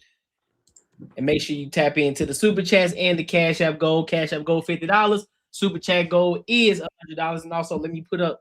So now, if you got anything that you want to say in regard to that topic that we just talked about, or these next two topics that we're going to talk about, we're going to open up the line. So if you want to call in, you got anything in regards to the topic that you want to speak on. What's up with that? Yeah, he rocking. So this is what man, this shit over here. for those of y'all who just jumping in, so we're opening up the lines. If you got anything that you want to say in regards to the topic that we just had for the Rashee Rice, and then we got 2 more topics. And so the stipulations for you to get a call in is you must be subscribed for one, and you have to drop a $10 super chat or higher. If you drop a higher super chat, of course, you get moved to the front of the line and you get 60 to 90 seconds to get your point off. All right, no disrespect, none of that. You will easily get cut off and you won't get a refund. All right, so lines open up. You can see all the stipulations at the top. So let's go ahead and get into this other topic on with the Lapeep Network. And this topic is about women think it's wrong to invest in men, but the men push back. So we're going to dive into it, and then we're going to give our thoughts and our opinions. So let's rock out. It just like is irate or angry or feels like she needs to get equal and even with men and all. Like I'm not what if she's supporting a man? But what I'm saying is, what if she's supporting a man and like, it's okay. I'll, sure, I have this, I don't know, 10K, whatever. I'll help invest in your business and things like that. Like, or is your mindset as like, I want my daughter for a man to come in and be able to take care of her and provide for her, as opposed to then build something from. The risk is worth the risk is worth the reward. Of course, I would have no issue with my daughter being with like the college athlete and packing his lunch, rubbing his feet, doing all those things, letting him drive her car. I have no issue with that because I would make sure she understood that if you do this, doesn't mean that this is going to happen. However, if it does happen, it's definitely going to happen. Like I would explain that to her because nothing is guaranteed. But I don't have an issue with. I would hope that no man has an issue with raising his daughter to be the kind of wife that he would have wanted for himself, the kind of woman that he knows that men respect and genuinely admire. Because the women who do those things, this is like the 10th time now, you don't see them having problems with men. You don't. The ones that tell you they do, that claim they do, that's cool, right? But you do not see these types of women in mass involved in any type of bullshit. They out the way, kept and put up because they are doing what it takes to make that man say, you know what, she is valuable. She is integral to my life and my success. So let me protect her while I provide for her. You just don't see it. And when you see these women who have an issue with the girls being like that, it's because they're not. And the fact that they're not reflects in their current lifestyle. They're typically single, overfucked, and old. So Jay, my daughter was in school, right? And there was some little girls. They had created a group called the Baddies. They were like, "Oh, we baddies, like we bad. We the pretty girls in school or whatever." So my daughter was like, these 2 girls, they didn't want to let her join the group. I was like, join the group? She was like, yeah, they don't try and invite me. I'm like, you should be happy because you don't understand what a baddie is. I put the little show on the shoulder. I'm like, this is what this baddie should be. She was just sitting there like, really? I was like, yeah. The relationship that you see me and your mom have, they're not growing up looking at that. They looking at something completely different. So you don't even want to be associated with that word. Then yeah. Because most of them don't have that solid foundation. I just know a lot of guys who I see even like men who have raised their daughters to, don't depend on any man, make sure, you get X, Y, and Z. And even our boy Jay, right? I know that's a little different. But yeah, so it's like they're raised to like make sure you don't let a man take this from you and that from you, and so then it's like as they get older, then they have that harshness about them, so it's a little hard to be soft. So Jay, what I would teach my daughter, what I'm teaching them is servant leadership, like to seek probably a man that places the family before himself, and I'm modeling that. So they can see me just sacrificing any type of sacrifice, anything that needs to be done. They see me being the one to just begrudgingly make sure it get done. So they understand like that the man is going to bring and offer things. Like they get affection and love. They're not getting abused or talk crazy to, or they self-esteem lowered, or them not being encouraged, or them not being support. Like they getting all the things that if their husband acted exactly the way I am with my children, as far as support and just being there for them, they would be happy, and I'd be happy to have my children with a man in that order. Plus, you got to understand, we're actually going to be in the vetting process.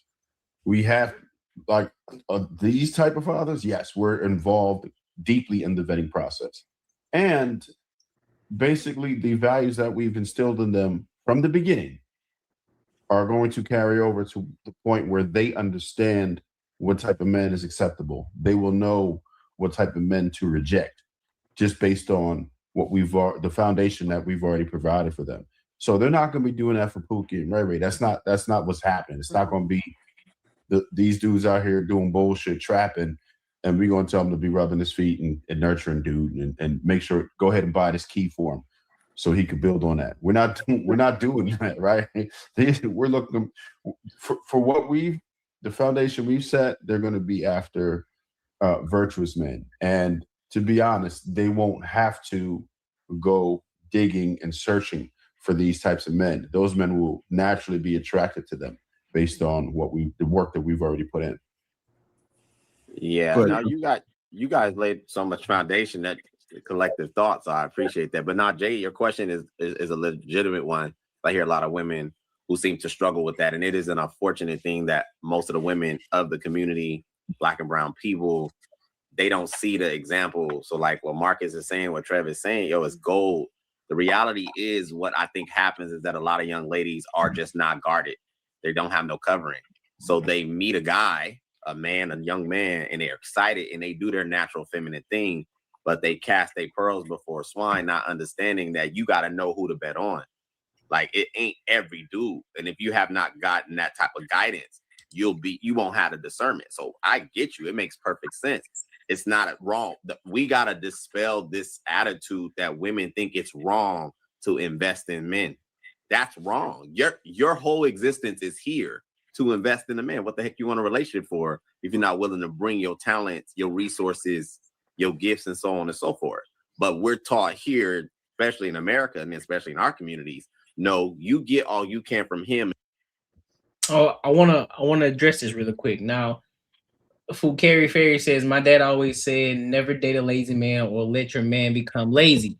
He should love and respect you. My mom taught me to not compete with other women and be myself. Men are attracted to us real. I'm gonna be honest with you, Carrie Ferry. Most of that I agree with, except for the compete factor. You're gonna have to compete regardless, because if your man ain't a lazy man, right? So that means he's out here, he's an ambitious man. That means he's out here getting to it. That means he's out here bettering himself each and every day. That means you got to be doing the same thing. You can't just sit around and be doing nothing either. So that competition, whether it's heavy competition or light competition, or even if it's just competition within your head, regardless if they competing with you, it's still competing. So therefore, that way you still got to stay on point. You still got to have to stay on point with yourself in order for that woman to not even slide in. But we understand, we're not worried about what the man is doing. We just talking about you in this aspect. You still got to compete.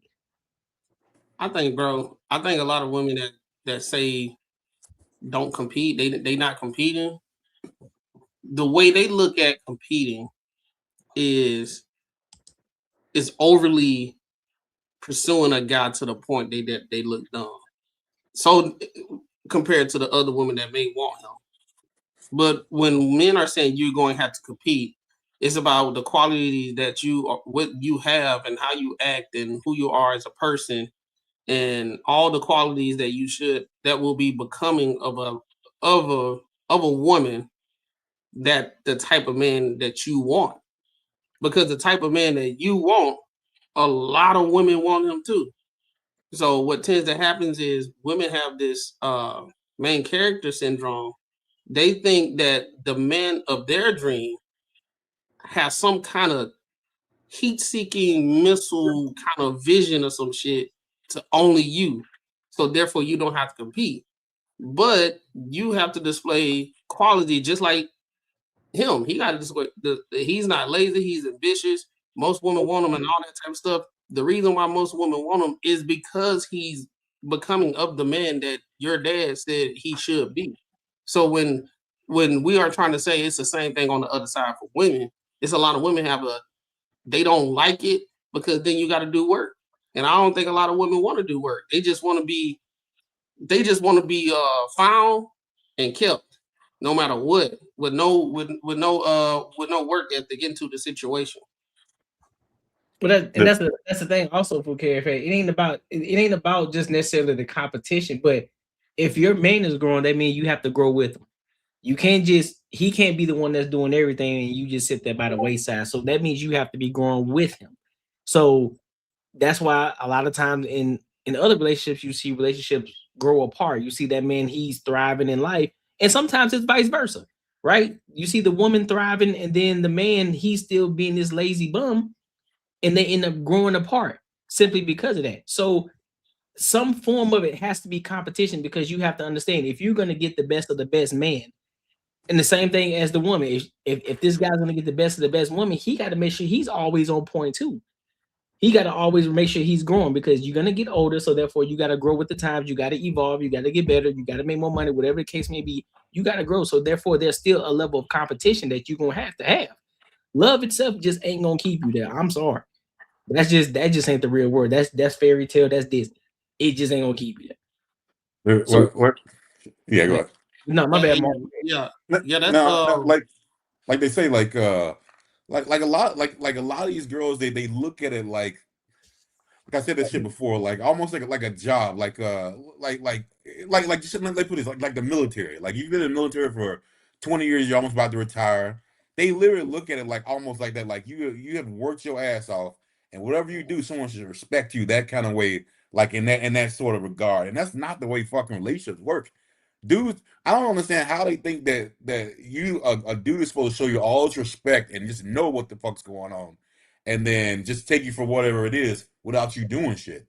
It's like, I mean, you ain't the prize like that. Women just think they're the prize like that, and they need to stop that. It's almost like women with kids. They literally think a dude should look at them like they are the fucking prize. It's like, you understand it. You kind of got baggage, right? And for some reason, they don't look at it like that. They look at it like, I'm bringing a kid. This is a plus because I have a kid. I've done all this. I've struggled. I've blah, blah, blah. Also the shit they got made up in their head they've done because how it's been so hard.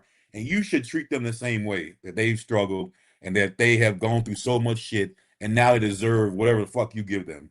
And that's not the way that's not the way the world works, which is crazy. And I don't understand how. But again, they will find someone who's going to take it, and then, like I said, they don't fail. They're going to find somebody.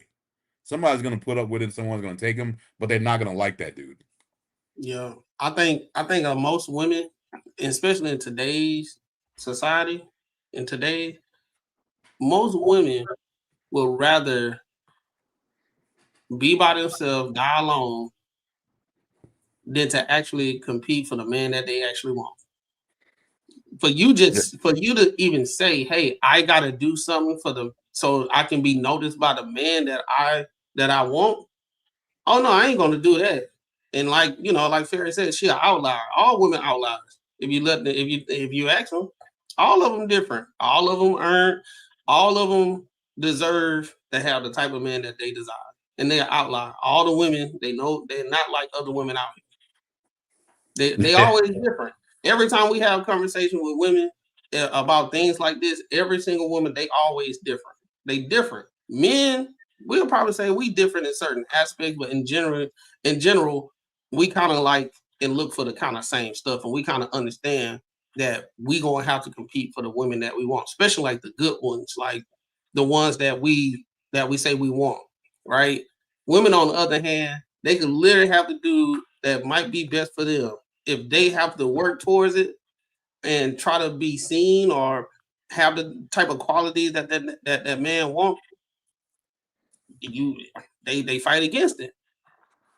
Because if you think about it, anytime when men are up here talking about their preference of like what kind of woman that they want, women always try to find a way to shame it. And they always have labels behind it saying, oh, that sounds controlling. Oh, that sounds verbally abusive. Oh, this is that. No, you're shallow. Oh, you're insecure. Oh, I'm gonna wear whatever I want. And if you have a problem with it, then you're insecure. Why I can't have male friends? X, Y, and Z. We like all the men sitting here telling our preference about things. but we always get shamed for it. So therefore, you don't have to do no work if you want to be seen by somebody else. But I will say this though, men do compete every day though. They compete for the same woman. A lot of men are competing for the same woman. A lot of them see that one chick and they trying to see who could be the best man to win. That there are some dudes who say, I'm not gonna do all of that. There's another shorty over here I can go get. But I will say there are men out here that are still competing for one woman. So, oh no, men compete for women, especially the one that they want. Right? Yeah. The one that they want, they gonna compete. They gonna do it, and they understand that woman. This how most men are. If they find that woman that's worth a damn, they'll hang up their whole jersey. They play a card, they'll rip their player card. I gotta get off the market. I ain't gonna find another one like this. And I don't know if I'm gonna find another one like this. Women, on the other hand, they can get a good dude, but if there's some type of point of contention or whatever, they be like, "Oh, I just found another one." Yeah. And then he missed out. Right? He must have not been my man. So I thought he was, but he wasn't. Nah, relationships, you gotta put work to it, and you still compete. Even when you're in the dating stage, you still competing because you could be saying some dumb shit, and that dude talking to another chick, not like on that type of tip, but she way more pleasant, way more nice. She showing effort. She done bought him shit. Oh, she trying to go with her mood. Now you got this woman over here. I ain't gotta compete for shit, and he gotta do everything for you. He gonna be like, I'm finna go with the chick right here because she's showing reciprocity. Goddamn, I'm finna go with her.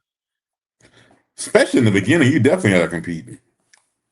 Yeah, everybody compete. Everybody competes. It's just with women, they don't like the word compete. It's just a YouTube talking term that they ain't gonna like. Once you say, hey, they competing whether they know it or not. That's the crazy thing. Yeah, but you still competing. But I think they put in the work for the wrong dudes. Like when they actually do step up to play to compete, I think they're like radar is off and they choose the wrong kind of dude. They choose a dude who's just trying to smash, and they'll try to put their best foot forward on that dude, and it never fucking works out. He said, "You're right. I don't like the word." Yeah, I know. No, I'm good, bro. Like I know they just don't like the word, bro. They don't like the word submission. They don't like bro. If you they'll go sit at a table and get mad. It's just if they hear the word table, they get mad. I am the table. I am the table. It's just word. Wild work. That's it. You got anything, Raw? Before I played it, you don't play it. Okay. Shit, if my shit don't fucking glitch out on me, but the truth with life is a competition. That's all survival of the fittest really means at the day's end.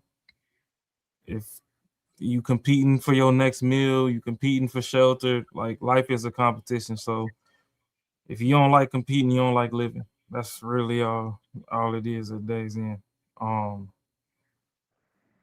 Yeah, you could say that there's levels to it or whatever, or you feel like you better than or whatever, but you don't know what the next person's needs, dreams, and aspirations fully are. Like, men were born to be conquerors. So just because he checked you off a box don't mean that the next bitch can't get a little piece of attention.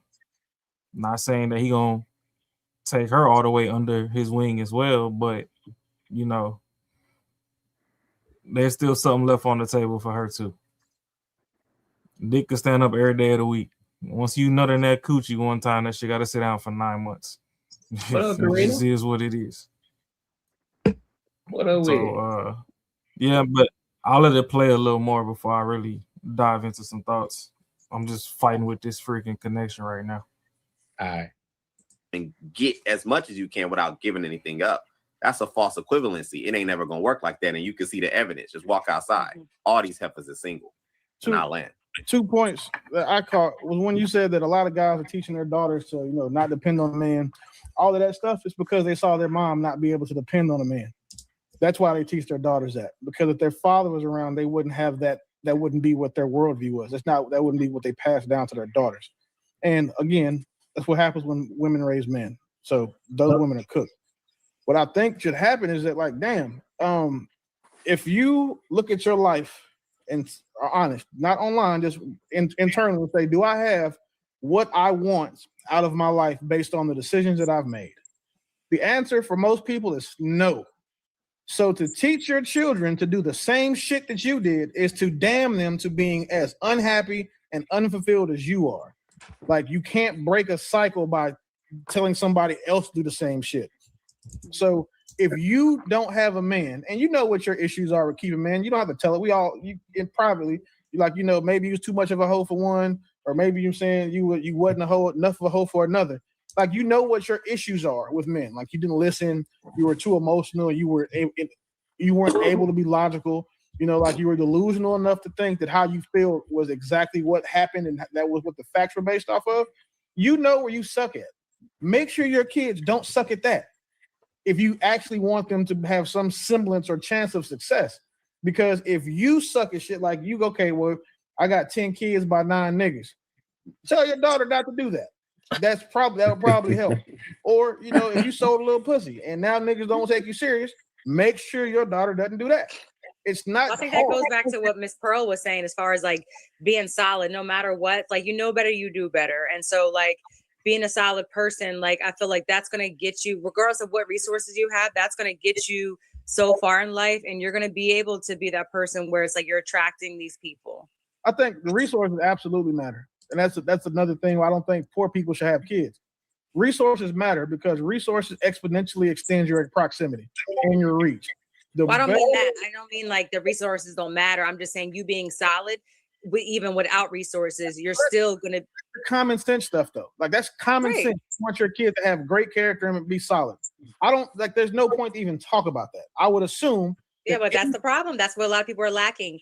Great character. And that's fair. However, I'll give you guys benefit of the doubt. So that's a good question. Do y'all think that most people today, men and women alike, are lacking character? Or is it just one of those things where it's just the internet and it makes it seem as if a lot of people don't have good character?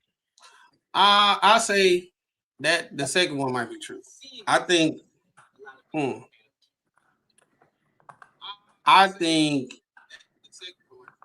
majority of people do have character, but it's enough of us today that don't have character that it's an issue.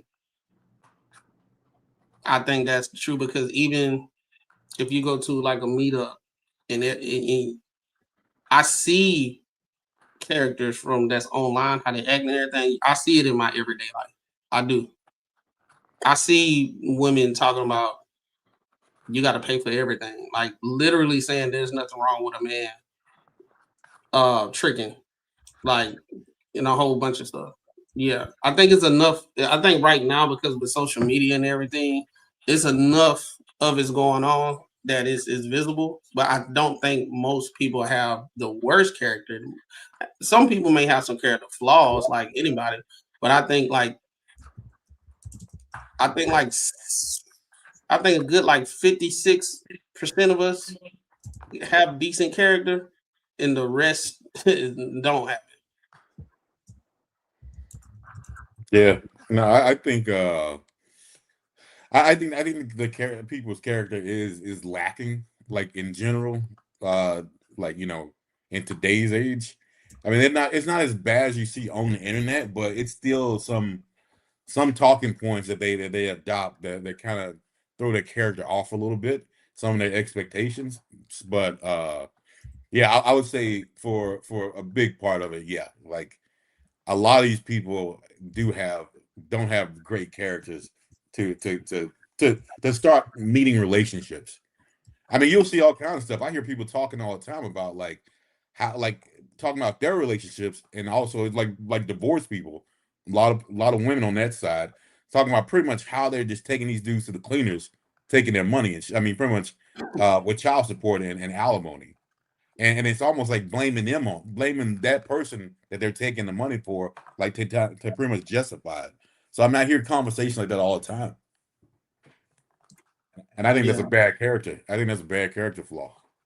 And you can even tell by when you're watching some of these podcasts and panels,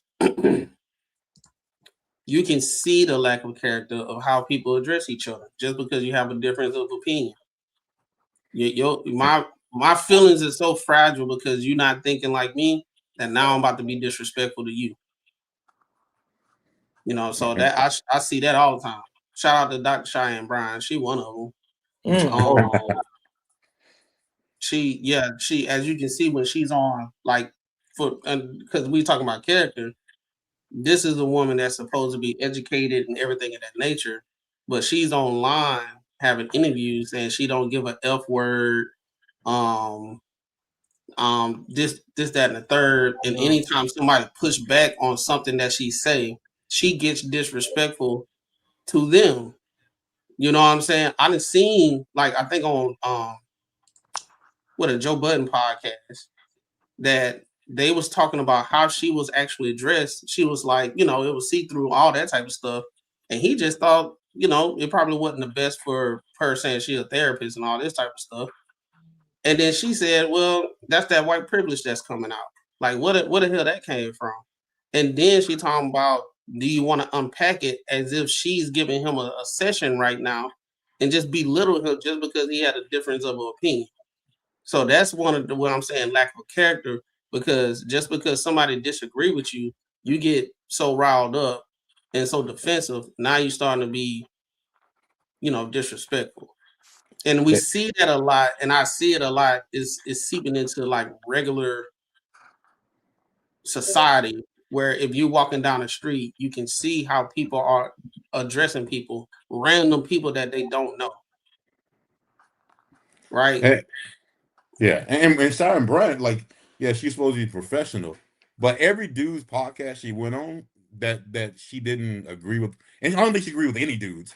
She definitely belittled them, every last one of them, and that's definitely not the way he's supposed to do it if he's supposed to be a professional. And she and obviously, we're dudes, we can take the shit, but yeah, if they were on the same page as her to say, yeah, you're low vibrational, that's why you got all these kids you're taking care of, and all this other bullshit.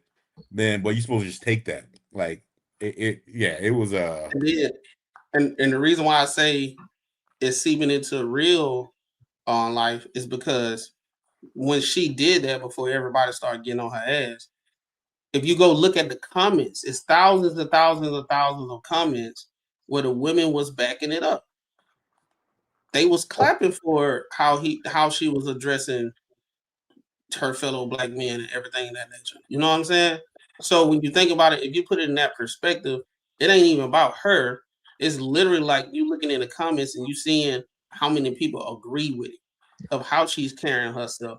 Just because she's a therapist don't mean she can't dress sexy, and there's nothing wrong with how she addressing these grown men that bringing you to their show so you can get visibility. You see what I'm saying? They in the comments rocking with it, and these will be the same women that get people too. It was men too.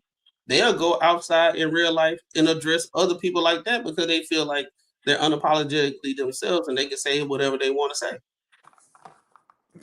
Especially women and men. How poor your character is, because I can disagree with what you're saying, but I'm never going to disrespect you unless you disrespect me.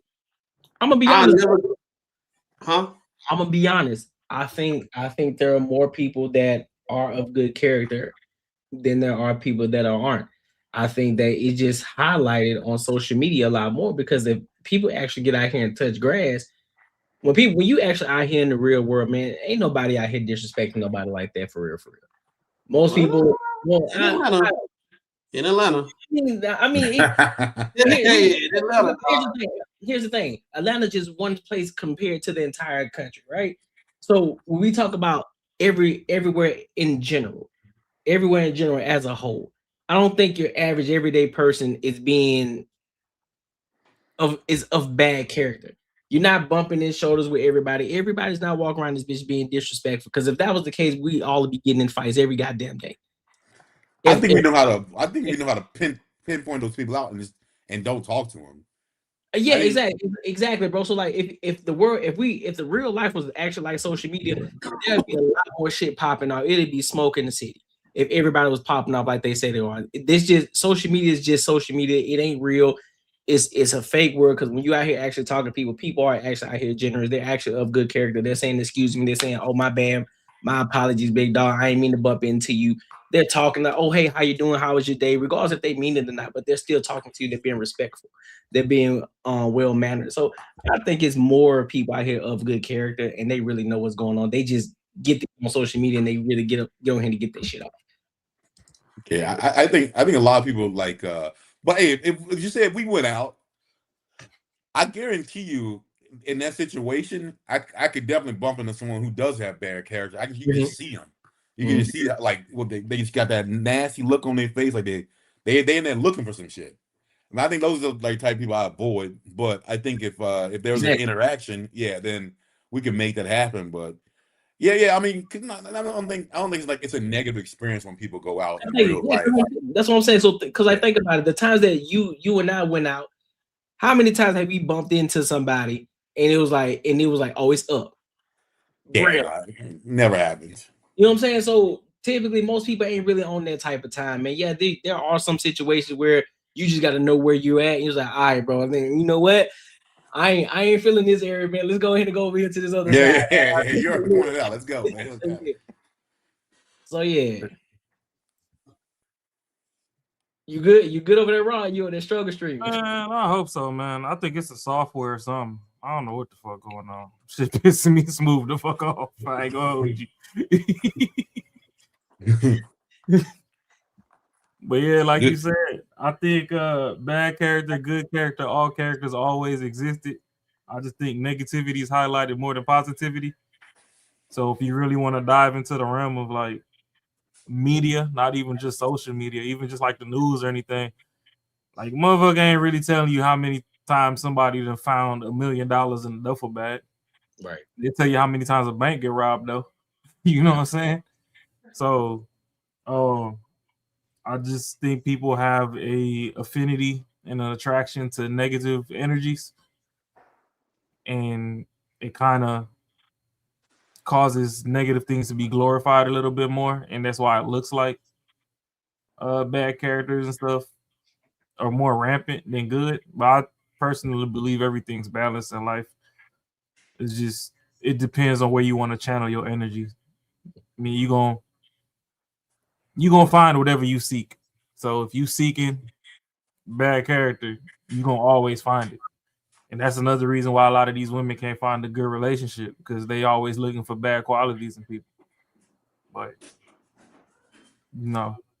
the minute they wake up and they 43 and the motherfucking pussy look like an Arby's commercial and they finally start focusing on some positivity, that's when they find somebody that's willing to settle down with their ass and just go ahead and beat the rest of the meat off the frame. Pause. NN.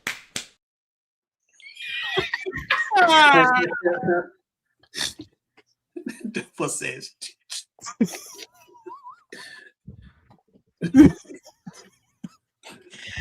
Oh, that boy Courtney had that cute fan, boy. Boy, I had it up. Hey, but I think with this conversation, it just highlights there's a gap with I guess with character, because you have a lot of women that's being raised that think they're not supposed to pour into their man, invest into their man, because that's crazy. For like, I know my mom and dad, they invested into each other. My mom invested in my dad to get, they lifted as they climb, because they came from unprivileged situations, and I don't understand how.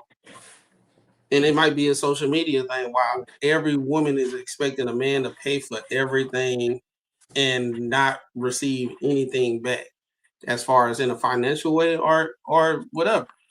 Because she said on the video that her dad told her not to depend on no man. And what old buddy said was true. They was like, he might have been raised fucked up. And I do think a lot of these dudes that if they have daughters, they was so ain't shit when they was growing up. They understand they ain't shit, so then they project to their daughter and say, "Don't depend on the man," because they understand how they were, and they don't want their daughter to run into somebody. But there's nothing wrong with teaching your daughter what a good and real man is, and at the same time, there's nothing wrong with pouring into the man that you with, because if he wins, you win. And I think on top of that too, I think people get they get so caught up in the independence versus dependence when they should be interdependent of each other, right? So this is why I made a post. I said, okay, ladies, you talk about the value in which this man brings to you. Okay, what value are you bringing to him? Because ultimately you become the beneficiary of his success, like Mac just said. So if you're just coming in just wanting to take and receive and you're not reciprocate that energy, you're not giving anything back. How the fuck do you expect to win? And guess what men do? Men adapt. So we see how you react, just like what we talked about at the beginning of the live stream. Like, oh, okay, so you want me to take you out, but you want me to pay for your clothes and you want me to pay for your hair and your nails too, just to take you out. I bet. So guess what? You finna reciprocate that energy. You finna get them cheeks clapped. You understand me? Paul, you understand me? So, so with that being said, so you have what value are you bringing to him? How can you make his life better versus how can you make his life better with you in it versus you not being in his life? And so if you're being that value add and you're helping him get to a goal, you both have a common goal where y'all trying to get to, you then become the beneficiary of that success, and you become interdependent of each other. That's how it's supposed to be. And also, I think a lot of these women, when they go through their phases of dating the ain't shit guy, they project that to the next man. So the next man. So hey, you hear it all the time. You have a woman. Well, I tried doing that. I tried to do that before, but he cheated on me, so I ain't doing shit for a man again. It's like, because you pick the ain't shit men and then think that all men are like this. So I ain't gonna pour into that man. I ain't paying for nothing. If he asks me for if I'm in a real deal relationship and we've been together 2 years and he been holding it down and he asked me for 500, I ain't doing that shit, because I already did that shit before. And when I did it, he cheated on me, so I ain't doing that shit. It's because you picking the type of man that you pick. Simple as that. So you can't project that to all the other men just because you don't know how to pick. Because guess what? Y'all don't listen to men in a general sense. Not saying that you gotta obey or nothing like that, but y'all don't take what men say when we're talking about our preference and how we move and how we thinking about relationships. They don't listen to it. Therefore, they don't gain the knowledge to actually have that discernment to understand what good man is in front of them or not. They just use their own counsel, and they'll be the same woman when they get 40 years old trying to find themselves. So who the fuck you was before? And who were you before? And you was picking the type of men that you were picking based off the person you trying to change from. So who the fuck you is now? And you seek it, and then the crazy thing, Courtney, they seek their own counsel to get better. No, they'll listen to some dudes. Guess what they do? They do dumb shit instead of just actually doing the real shit. They'll cut their hair off and say, "I'm a brand new me now." No, you're not. You're the same person. Your hair just cut, and now it's Cisco gray. Hey, what's your old boy's name that paints his nails? The is it the public defender? Yeah. Public offender, some shit. Yeah. Like yeah. See, girls that take counsel from him. Yeah. And they'll say, and they'll be like, all right, that's a man, he knows what he's talking about, but they won't take they will not take advice from the general public of dudes, especially dudes that are doing shit for themselves, because they say it's controlling. That's what I'm saying. That's the crazy shit to me. A girl, like, all these women will say, I want a dude to lead me, but they gotta lead me the way that I want to be led. Like, what kind of sense does that fucking make? It makes a lot of sense. It makes zero fucking sense. It kind of makes sense. It don't. Like, what do you be led then? Because think about it. If he has the means and the resources to get you where you're trying to go, all you have to do is pour into him because, again, like I said earlier, she becomes the beneficiary of his success. So if she understands how to play her role and understand how to play the game, she does that, and she gonna get ultimately what she wanted. But she don't know how to play the game because she just focused on not adding value. She just say, "Look, I want you to give this to me. I ain't gonna do nothing. You just figure it out." Instead of her trying to figure out to help him get there and pour into him. No. What I'm saying is when girls say they want someone to lead them, but they want to be led the way they want it, like how they like to be led. It's like you don't let me like if you don't like a girl who's always combative. So a dude that can lead her just lets her talk and just just go and doesn't say anything about it. He can handle that shit. That's leading her.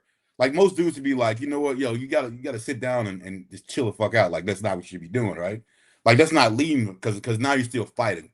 But if a dude that knows how to lead her will just let her get it off and they don't fight and he'll just real passive, and that's leading. I'm trying to say like when they say that, what I get from that is you let me do what I want to do. And that's leading me pretty much. Not having things. There's no structure coming from my end that you have to follow. It's like I'm letting you. All he doing is giving. I see what you're saying. But all he doing is he letting her think that she leading, that she getting her way. He giving her a road to make her think that she's actually in control when she ain't. So okay, it's kind of like it's kind of like the little it's kind of like the little cute little puppy. Like okay, cool. I see you up here barking. Say, oh, you so cute. Just let you rock out. But he actually is the one that's in the control, and she just thinks she is. Yeah, they just don't want. They don't want leadership where they don't want leadership where it can be shame, critique, or anything of that nature, basically. So if your leadership, right, you said we're going to do this. Oh yeah, it can't be shame. It can't be no critique, and it can't be. How can you say? It can't be harsh, basically. So if you got to make a difficult decision, where everybody in life, when you married or something like that, y'all gonna go through something. Y'all gonna have to make a difficult decision. If she feels as though that her competency is not being appreciated, and it's not even you trying to make her seem like she ain't nothing or she dumb or nothing like that. You're just saying we're gonna do it this way. Then she gonna feel like she less than, and she don't want that. That's the reason why they said the placebo effect, because you got to make your ideas her ideas and make it think she did. But that's not how I do it though, and that's not how I was raised. And my mama, she didn't do that, so I don't know. But yeah, that's what it is. You can't critique, because then if you critique, when y'all having difficult conversations, right, and you're critiquing them based off something because you are being a leader, and she might be off right now.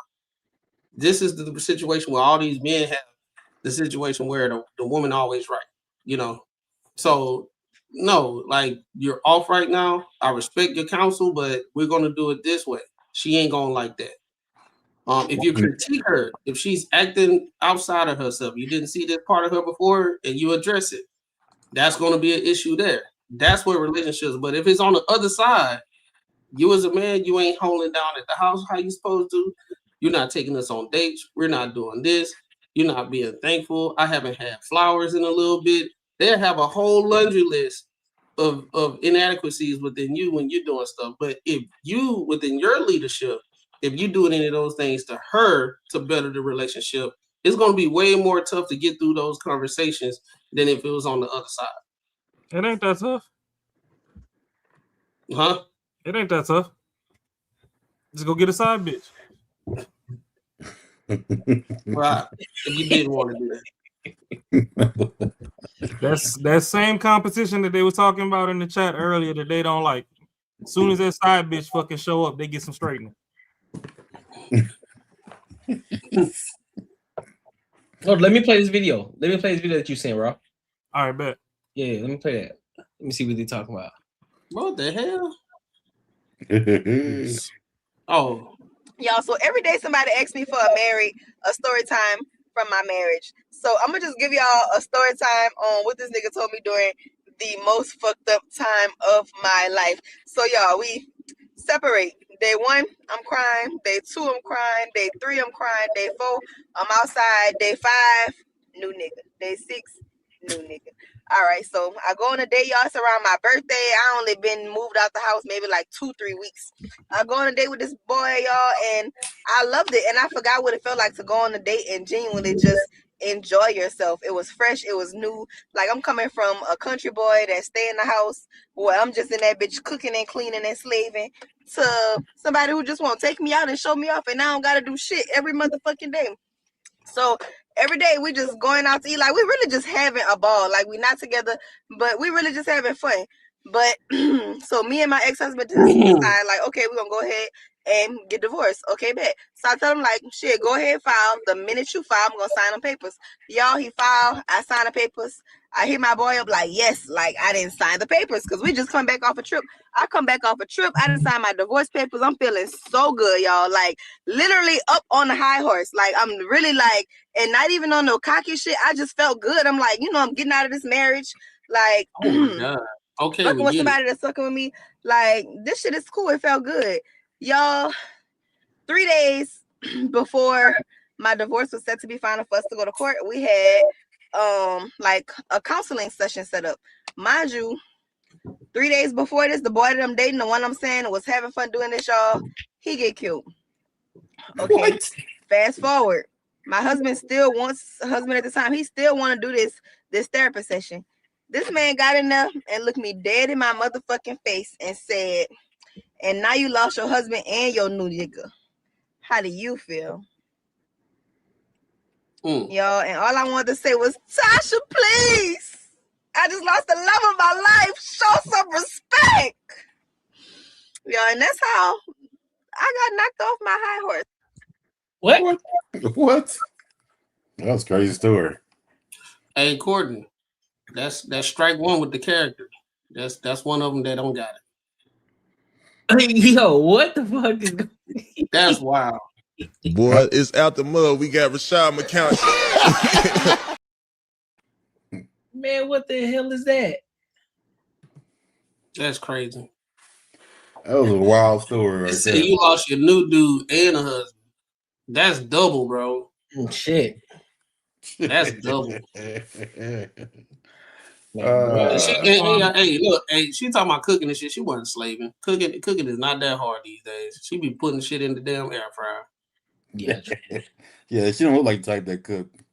I never understood this whole thing where cooking is slavery. Like, I enjoy cooking. It's fun to me. Like, trying new stuff out. I know what it is. It's just people that don't know how to cook that get slavery. Yep. But that's everything, though. That's everything. It's hard for them. It's hard for them because then they got to think. They got to make it's a lot. It's intimidating to them. So now it's slavery because they don't like it because they can't.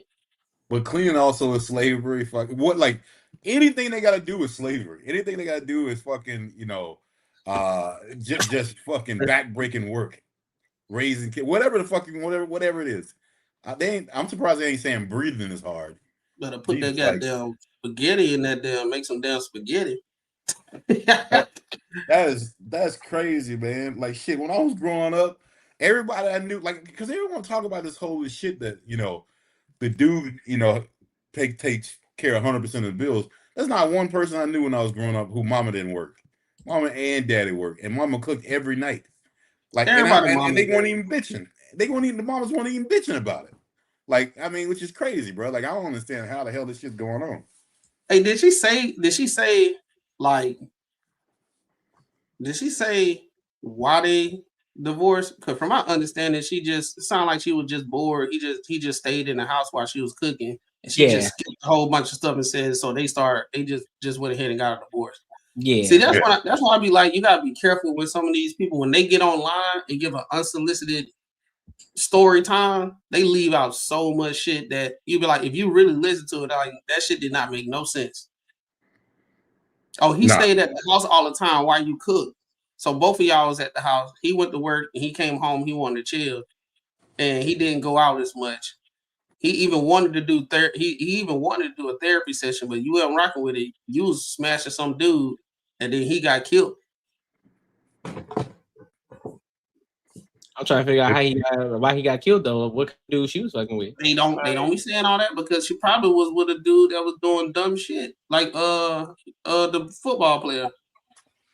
Yeah, I just find it funny that they keep saying all these domestic chores, obligations, whatever the fuck you want to call it, is slavery, but throwing that pussy on the chopping block for 15 different people to meet 15 different needs ain't. You literally getting whipped to get your needs met. Like, you gotta go suck and fuck on one nigga for dinner, suck and fuck on another one to get your phone bill paid. You gotta eat a nigga booty hole from the back when your light bill behind. When that car note fucking missing, you gotta hop in the Uber in your damn robe and drop it at the door. Like, come on, that's the slavery. So you rather have 7 masters than one? Like, y'all really be in traffic sounding stupid as fuck. But it's cool though, cause Toxic me love that shit. We need some practice squad. I'm pulling up like Allen Iverson. We talking about practice? Shit. Game set check, baby. NN. Oh, yeah, everything. I got a mean 15 on the sheen. Hey, bro. You gonna make it fart for the sheen card. Yeah, dog. I just think people lazy, bro. And I think the reason why a lot of these chicks they be talking about cooking and slavery is because back in the day when we was being raised, we was eating. I wouldn't even say struggle meals. We ate meals that was easy to make, that was in abundance, and it's like you can just cook it real quick, and it's not that serious. I think these people of the day, they like, if I gotta cook the special shit that I like to eat all the time. So I need to learn how to do a steak and make compound butter and sous vide short ribs, and I don't know how to sous vide short ribs. So you know what I'm saying? If you don't get that hamburger, beat and make some damn spaghetti. Listen, bro, you get real creative when your moms come home. She say, "Listen, I ain't cooking nothing tonight, so y'all figure it out." You get real creative in that. You be like, "All right, man, let me go in this refrigerator. Let me see what's going on because I'm hungry in a bit. Let me go find something." She's like, "You better go find something. We got stuff in the refrigerator. Say less." So that's how I learned. That's how I learned how to make my favorite sandwich. You feel I me? know exactly. I learned how I done did enough combos with the sandwich that I like this. This is how I want my sandwich. Fire. I got a toxic ass question. All right, go ahead. Apart from getting the nut off and repopulating the earth, what do we need women for? What do you mean by that? Because they make us out to be public enemy number one, and they just literally don't want to do jack shit. Then it's damned if you do, damned if you don't. If I want to keep you on my arm as arm candy, just because that's the only thing you good for, you don't want to cook clean or nothing, then I go get me a smut bitch on the side that's gonna really fucking make it do what it do in that area that I want. Both of y'all over here fighting. Even Side Bay wondering why the fuck you fighting with her when she helping your dumb ass out. And it's like at the end of the day, if we build a society and all this stuff anyway, what the fuck do we need y'all for? We try to show y'all respect no matter how much y'all disrespect us or whatever. Y'all out here calling us sassy, gay, and all this, that, and the third. Like, y'all call us dogs. Dogs is proven to be one of the most loyal fucking forms of house pet. If you smash too many chicks, you gay. Y'all out here, when y'all done with men, y'all go be retired and go be a cat lady. The only reason you like the cats is because it's the same little piece of pussy that y'all is. All they do is wander around everywhere, getting everybody business, get the little fucking fur knocked off their body, and come back home and eat for free. So y'all one and the same. At least the dog gonna starve and rock out with you. Be like, fuck it. If you ain't eating, I ain't eating. I guess we just gonna die together. That Then cat they get mad at you. They get mad at you for not being romantic, right? Because like that romantic shit is more women stuff. Y'all want all that, like doing all this, going on dates and everything. If it was up to a man, he would not be doing all that. So I don't understand the reason why all these women, they get mad at us because we're not coming up with date ideas. When you want me to be romantic, Now the shit that they want to do is not shit that we are into. That's for dates. The dates are for them. So why don't you take? If I'm paying the bills and stuff, how about you just do the whole dates and all that shit? So hey, I'm here. I'm cool with it. I'm here with you. That's fine. But I don't like. I don't think most dudes are simple. Like if we get a house together, if it was up to the men of all the shit that we want over here, it'll be looking bare shit up in this bitch. Women are the ones that want to decorate and all that stuff. So with the dates and all that type of stuff, man, I'll be like, bro. So that's the reason why I guess that's why you're saying why we need them, because it's like every time we do stuff, it's like work to make. It's like real work to make them happy. I ain't saying it's a good thing, bad thing, whatever. I'm just saying what is. Like you got women need to put down the psychology degrees and go get an associate's in hoism. That's all it is. No, seriously. You notice the bitch that fucking suck it and make the balls disappear with it. She don't need for nothing. It might be the fake Birkin bag, but she gonna get one up out of you. Then shorty like, oh, I'm at home. I don't get a Birkin bag because every time I come home, bitch, you don't shut up. I go over there. She run her hands through my hair. She rubbed my back. She knocked the knots out the back of my calf muscle. She asked me how my day been. She might have burnt the macaroni, but at least she cooked. She ain't complaining. She fucking sucked me 7 ways from Tuesday and sent me on home. I'll come home with you. It's a laundry list of chores. Bitch, can I at least get a, hey, welcome home? How was your day? He just want to go to work and come home and don't do nothing. I'm tired. Damn, nigga, come home, take the trash out, get in, cut the TV on. Oh, you finna play that game? Yeah, yes. Bitch, I'm finna play the game.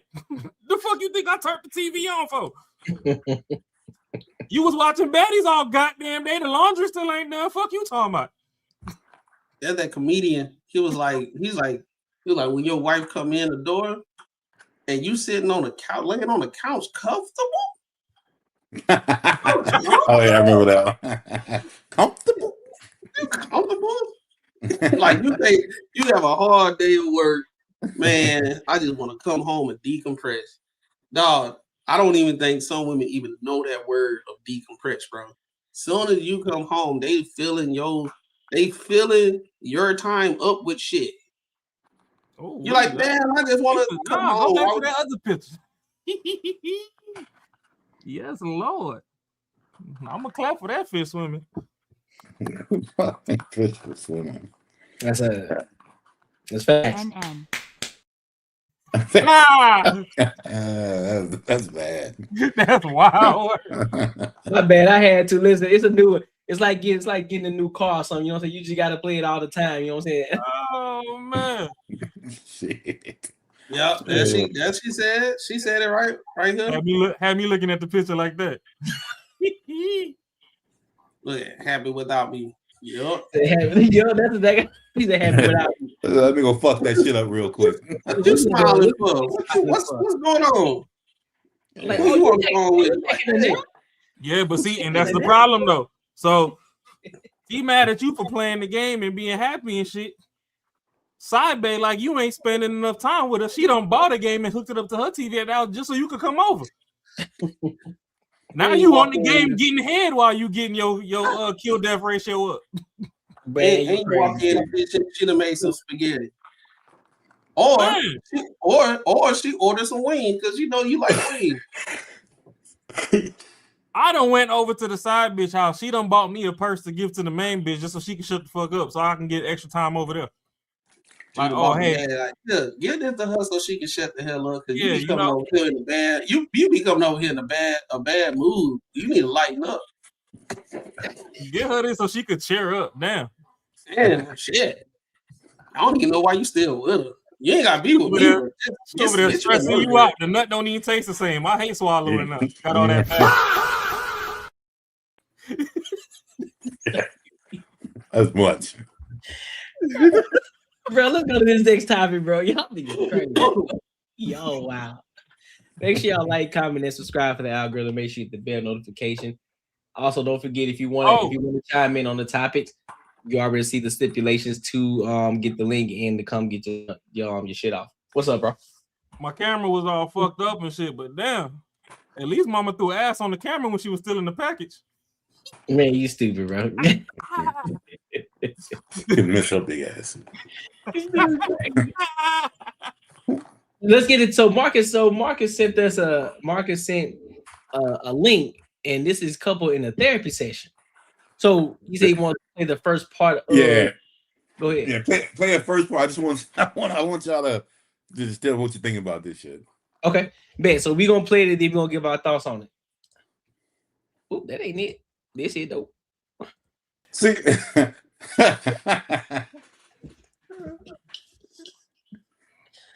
yo, that was the part I was talking about. This mother, yo, bro, how you gonna praise somebody who just cheated on you? Hey, you so brave for fucking getting that out. I wanna like give you your flowers because I know this is tough for you. She cheated on you, man. What the fuck are you doing? Like I don't. Sensational. How you gonna tell someone they brave and it's uncomfortable and they cheated on you? I didn't get that. I saw that shit and I was like, this is crazy. Bruh.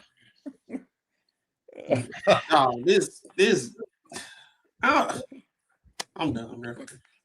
Hey, she got a nice throat. That's all I'm saying. That's probably why he stayed, huh? Man, got that giraffe on her, and she got a list. Ooh, wait. He might be one of those dudes that wasn't getting a lot of action, and she came along, and that's the best he think he can do, bro. Because it speaks volumes. She was like, "Yeah, I fucked up, and yeah, this that. Hey, but you're brave for holding this."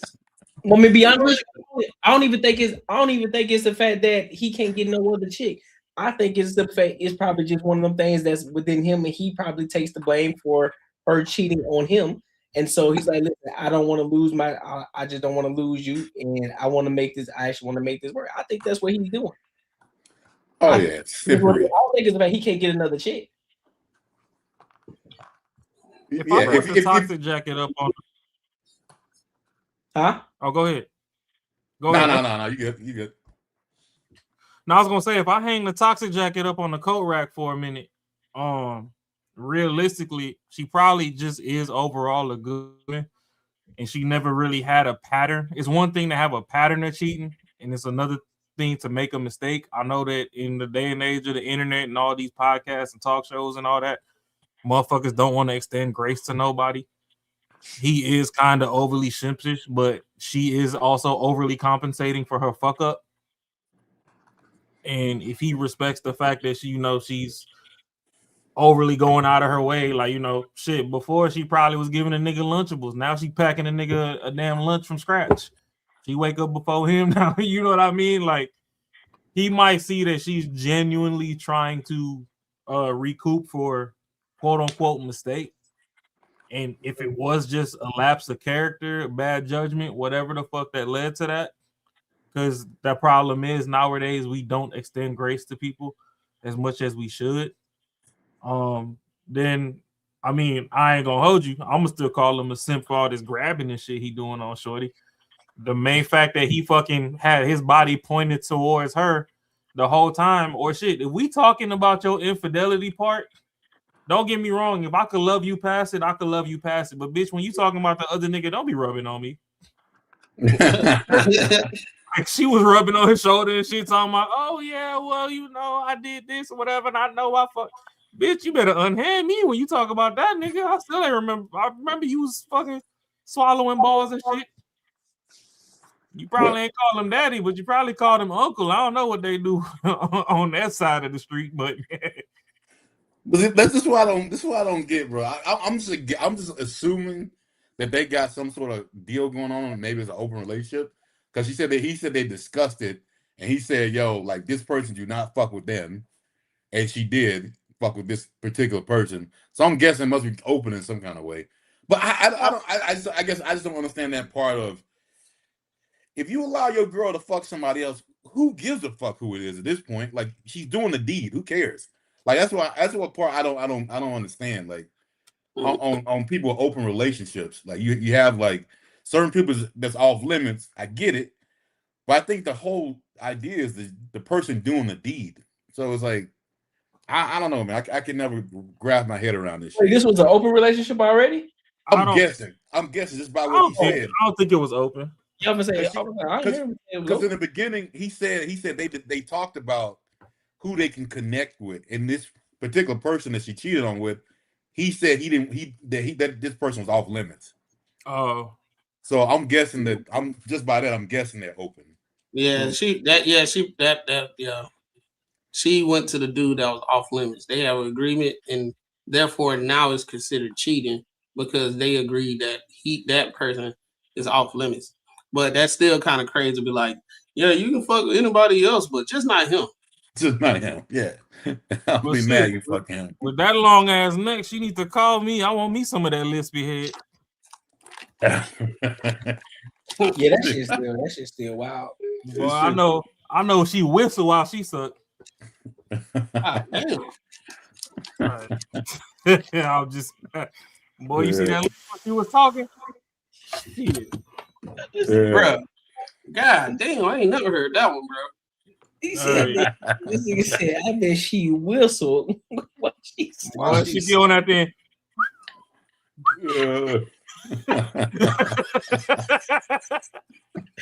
Bro, you never laugh. You ain't never laugh. You ain't laugh.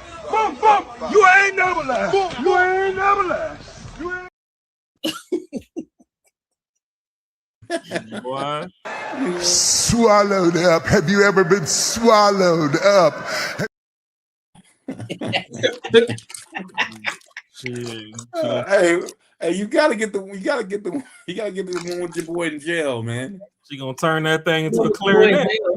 Did you ever clip that one up? The one from ATL. Oh yeah. Well, we gotta. You know what? Yeah. Hey, she looked like she was wild in college too, bro. Oh, she looked like that type. Hey, She looked like she was a sorority redhead. girl that was wild. She a redhead. She already pre-approved on my list. Yeah, you know she vegan, all about the earth, and she got that list. I'm telling you, bro. It I don't know what happened. It just be whistling when turn that motherfucker to a flute. It's gonna be like Legends of Zelda, boy. She gonna play that Ocarina of Time. Bro, I watch a couple clips of these shows, man. It is crazy what these motherfuckers be going through. See, that's why I ain't never had a white girl before. I'm scared I ain't gonna come back to the community.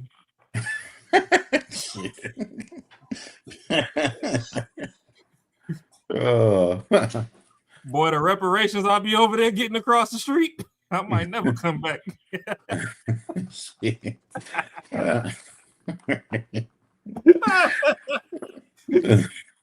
Doing that anger banging, man. And this is for Rosa Parks. Put her head through the Greyhound bus. Oh shit. That's funny. Oh man, but yeah, he need to unhand her, man. That man simping like a motherfucker. Oh, big time. You know, he can't wait to book a hotel room with the chair in the corner. Yeah. Yeah, you can tell like she didn't take that shit serious at all. She was just like, okay, cool. I don't know why you mad. Still, you ain't going nowhere. See, my thing is, she was smiling while she was recanting the story, but rubbing on his shoulder. Bitch, why is you smiling and touching me? But he was also scared to even say something. He was like throwing a hint for her to say something. He was almost like didn't even want to say nothing. Man, I thought he was finna rev up. It looked like he was finna go the fuck out. He like, she cheated on me. I thought he was finna go the fuck out, but you be watching those movies where they capture somebody and they torture them, they chain them to a chair and start doing an interrogation. Let a bitch cheat on me. I'm finna chain her to a chair and fuck the dog shit out of something while she watch. Damn.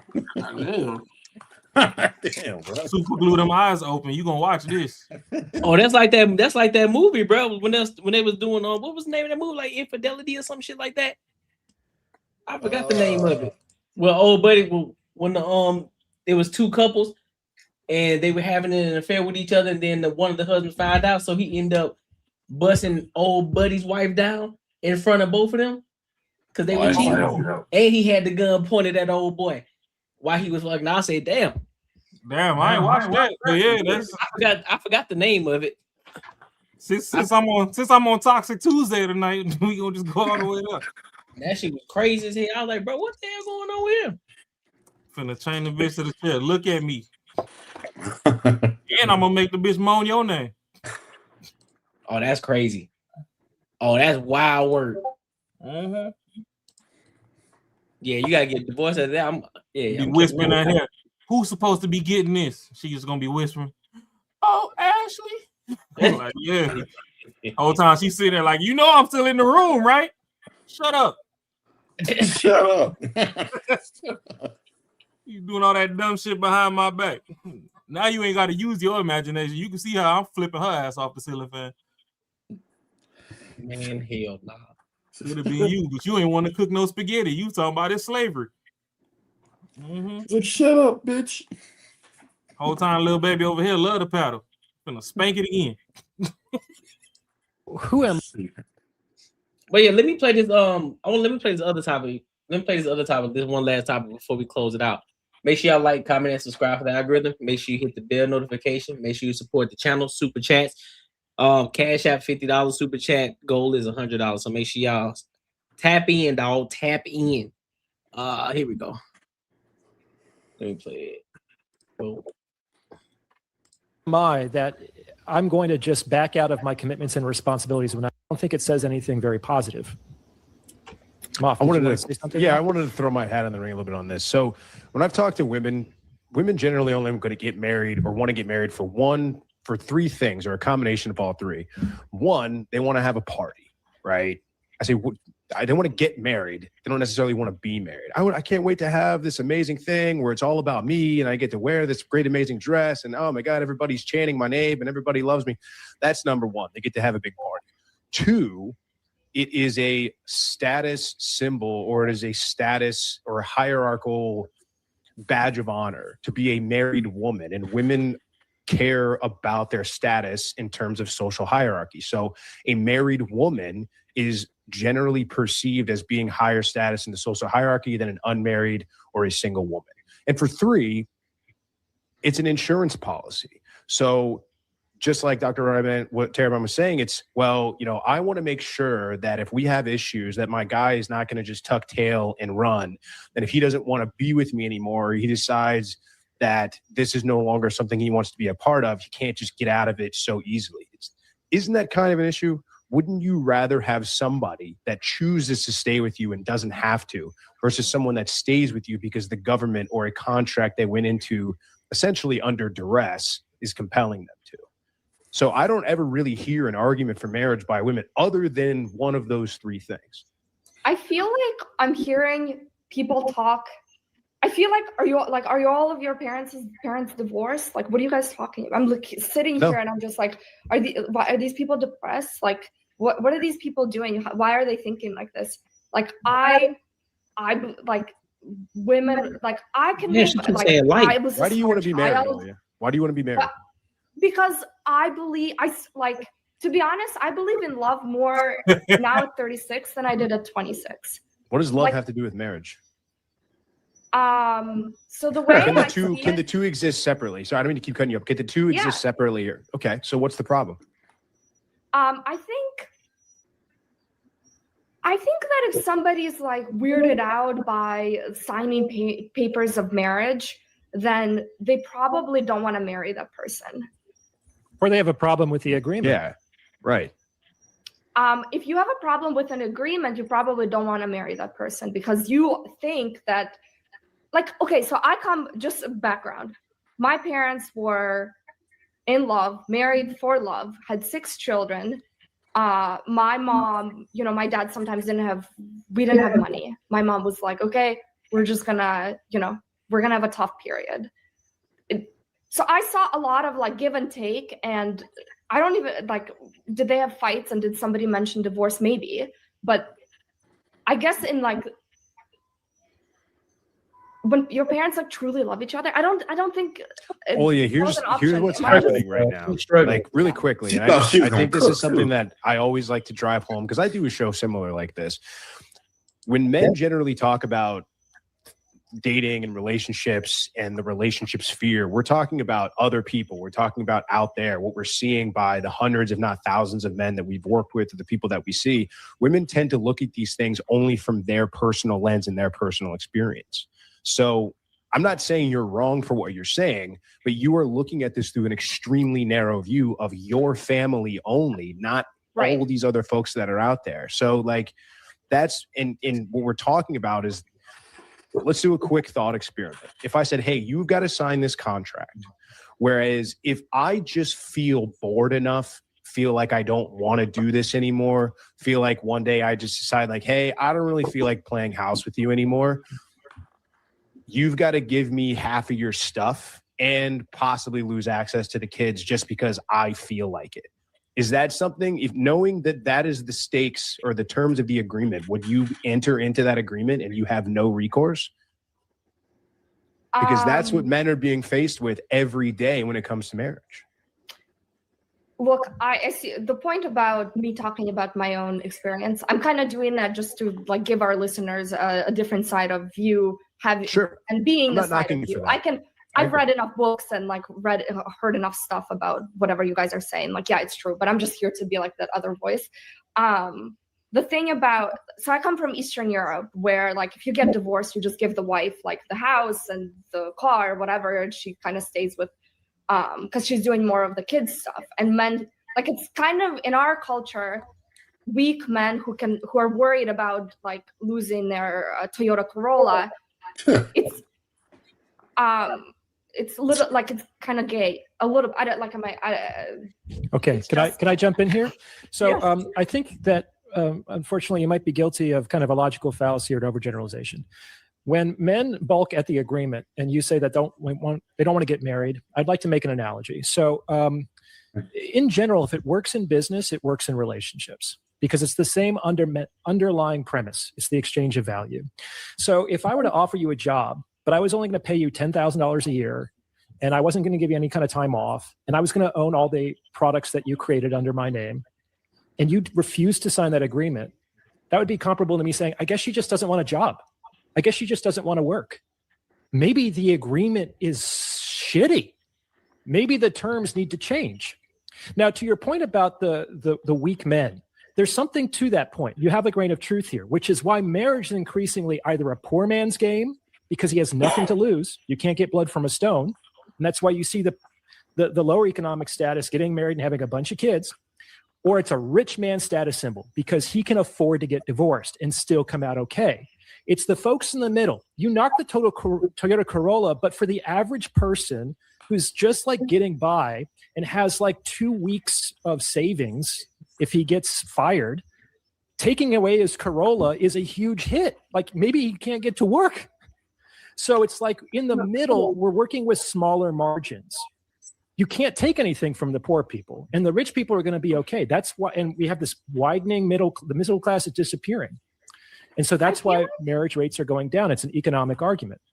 Yeah, I feel like language like that is what makes men fear losing, half of their net worth at 35.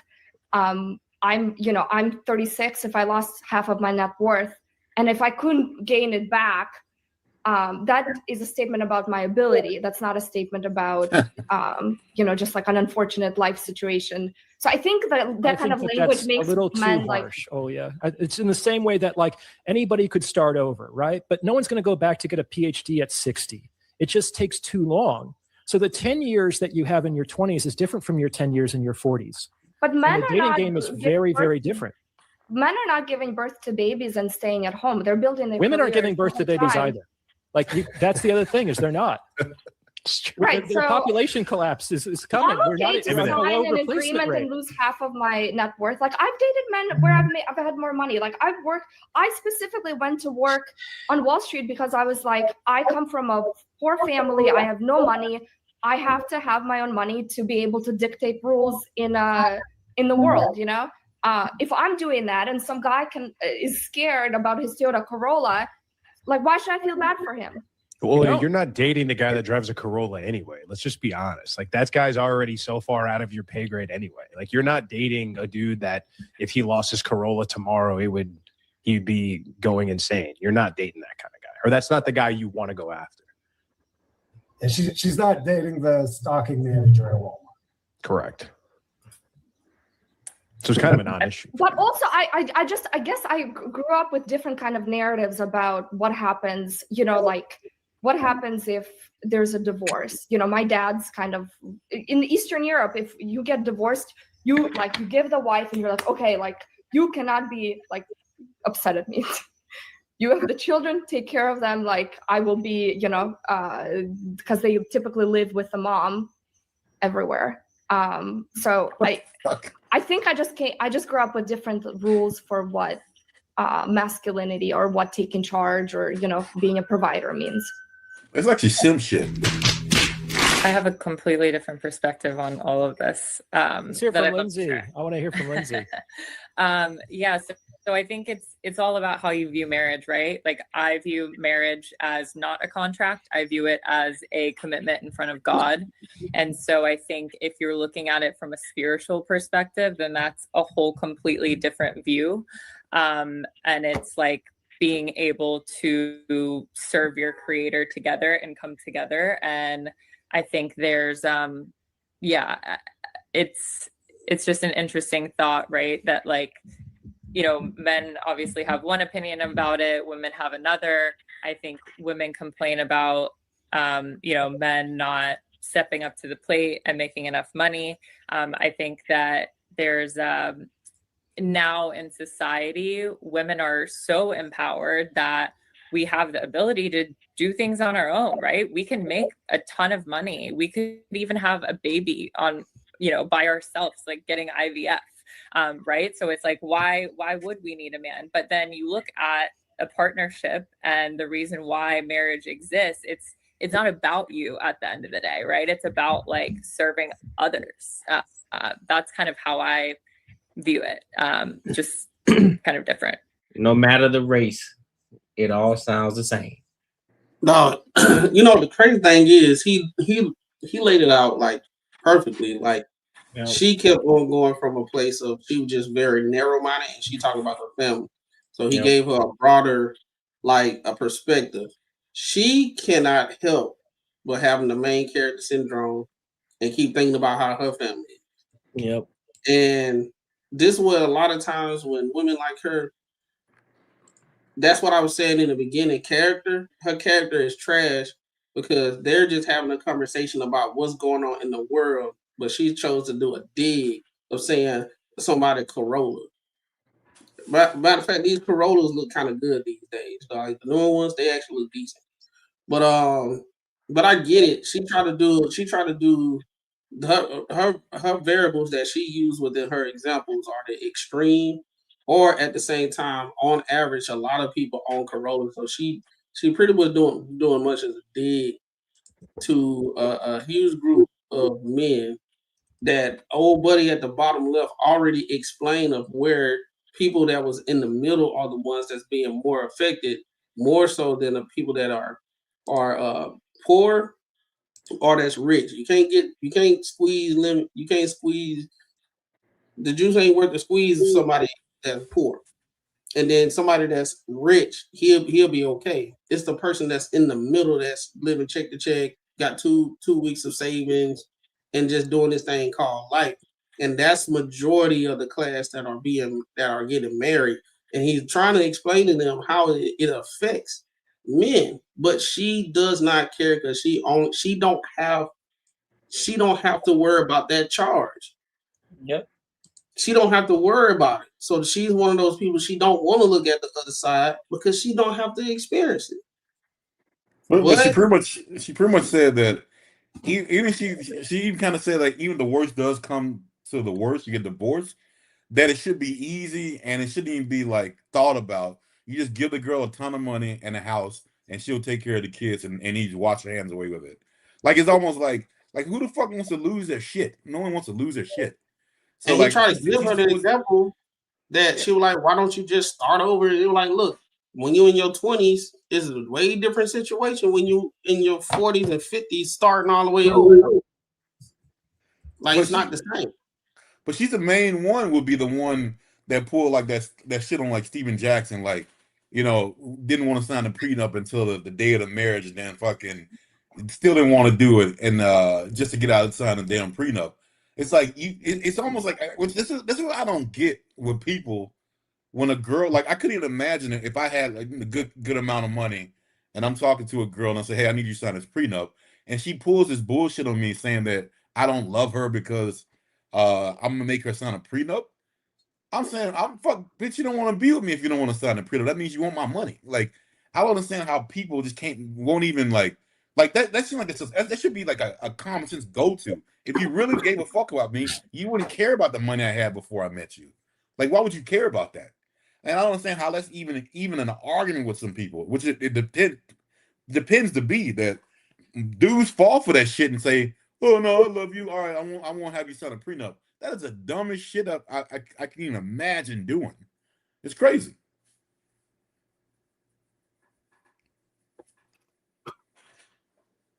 Yeah, I just think it's wild work that, you know, when we get in these spaces, as far as podding and stuff, everybody just has a microcosm of saying it's just the black community.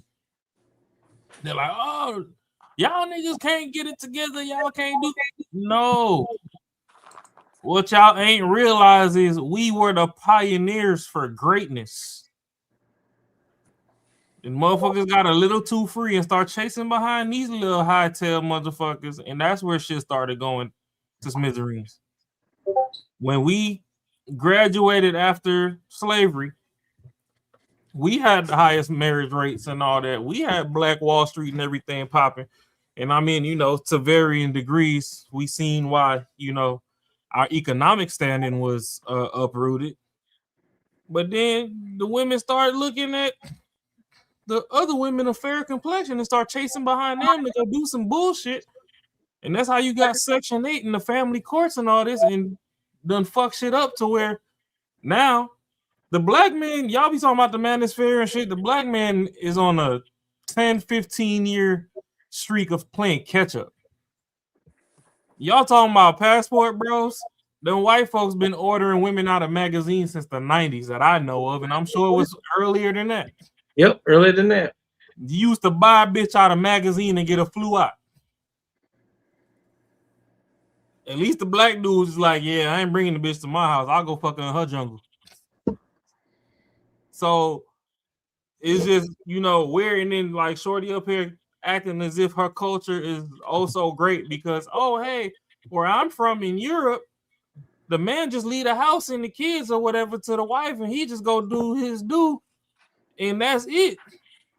Yeah, but it took me 15 years to buy the house, bitch. That's what you fucking discredited.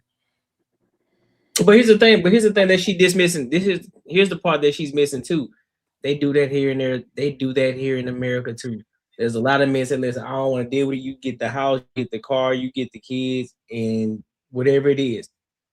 It happens over here too. But I think the aspect of it, like Mac already said before, she don't care. She just only look at it through her lens. And her lens is the only thing that matters. And old buddy already called out, Shorty, you in Wall Street, you ain't dating no guy with a Corolla in the first fucking place. So the guy that you're more than likely talking about is the guy that's gonna recover fast anyway, because he got a lot of money, he making a ton of money. So that L that he finna take with you, he gonna give you that.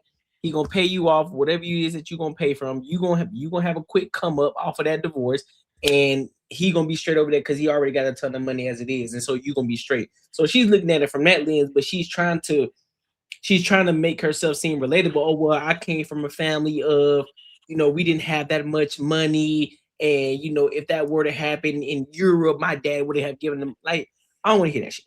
I don't just say what it is. Like, listen, I don't want no man. And if we do decide to get a divorce, you know, I want him to be able to give me the shit and we keep it pushing.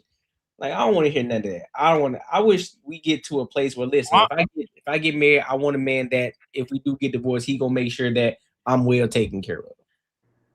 My problem with her is she got G-Wagon dreams with a Forte face in the motherfucking Palisades fucking attitude. But she gonna get somebody though. She in the right space. For her to discount a man having to start all the way over, like, so the fuck what? That's crazy.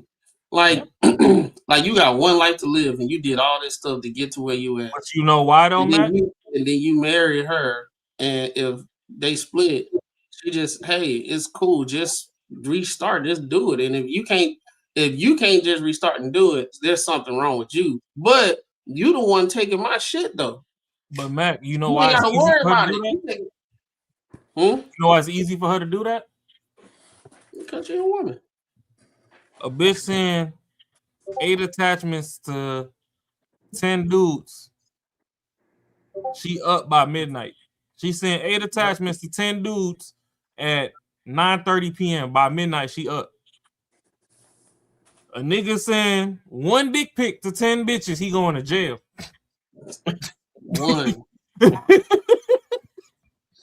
So when you live on easy mode, you get the grandeur of delusion to think that everybody fucking got it as easy as you.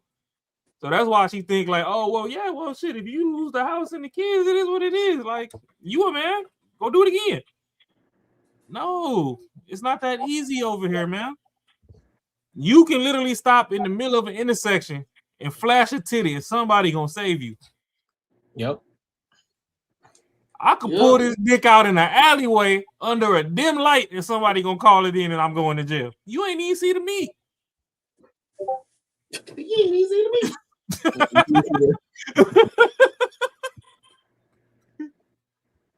So that's the problem. Then, like, she got on there, everybody being rational with her. She just jumped off the deep end, just ad hominem attacks, back to back to back to back. Like, bitch, you burnt out. Yeah. And your mama and your daddy failed you if you seen great and you still choosing worse. You done seen greatness and you still choosing the worst. So they failed you. I think she just, again, I think she saw that and she said, I don't want that. That's what it sounds like to me. I think she had her life, and then now she got into this new world of all these guys with money, and so she only sees that lens because she's not around like they already called out. Shorty, you ain't around dudes that driving Corollas. You around dudes driving G-Wagons, Mercedes. Like those are the type of guys that you're around. So therefore, you already have a one-sided view anyway. So regardless of what you say, you're gonna stand 10 toes on what it is. Both of them laid it out plain and simple for him. And she still didn't even, the crazy part is she didn't even admit to it. She didn't say yes or no. She just started going off on a tangent. Like, so you ain't gonna acknowledge the fact that what he just said that was right? She want a divorce. Yeah, she wants divorce because the way she going about it, just like it's not a big deal. This would be the type of woman that will more than likely divorce you and take your shit. Yep. Well, realistically, what we just watched here is we watch Ali or whatever, however you pronounce her name. We watch her read off the side bitch script, and we watch Lindy read off the marriage manifesto. That's all it is. You pick Lindsay for the long run, and you let her know, hey, I might have slipped and backslid with Alia. You know, she loaned me some head to get me through. We was going through it. You wasn't coming up off nothing. She loaned me a little 3-5 or some neck, but we back. You got to sign the NDR though. The NDA? Oh yeah. You got to sign the NDA. You know what I'm saying? Because she gonna talk. She said she like the one that'll talk. Oh nigga, she's singing like a parakeet. Yeah. NDA. Yeah. And I'm sorry, bro. Like, I'm one of those ones. Like, I mean, I don't like. I mean, yeah, fuck it. I judge a book by its cover, like, and what I see.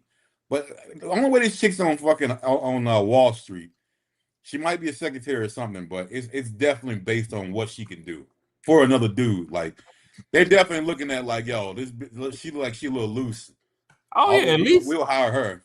At least 5 niggas and cost some Lewinsky. Oh yeah, that's what I'm saying. That's the only way she can get a job on Wall Street. The way she was talking, she ain't smart like that.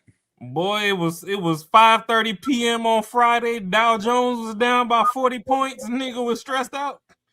Oh, you know, she got caught.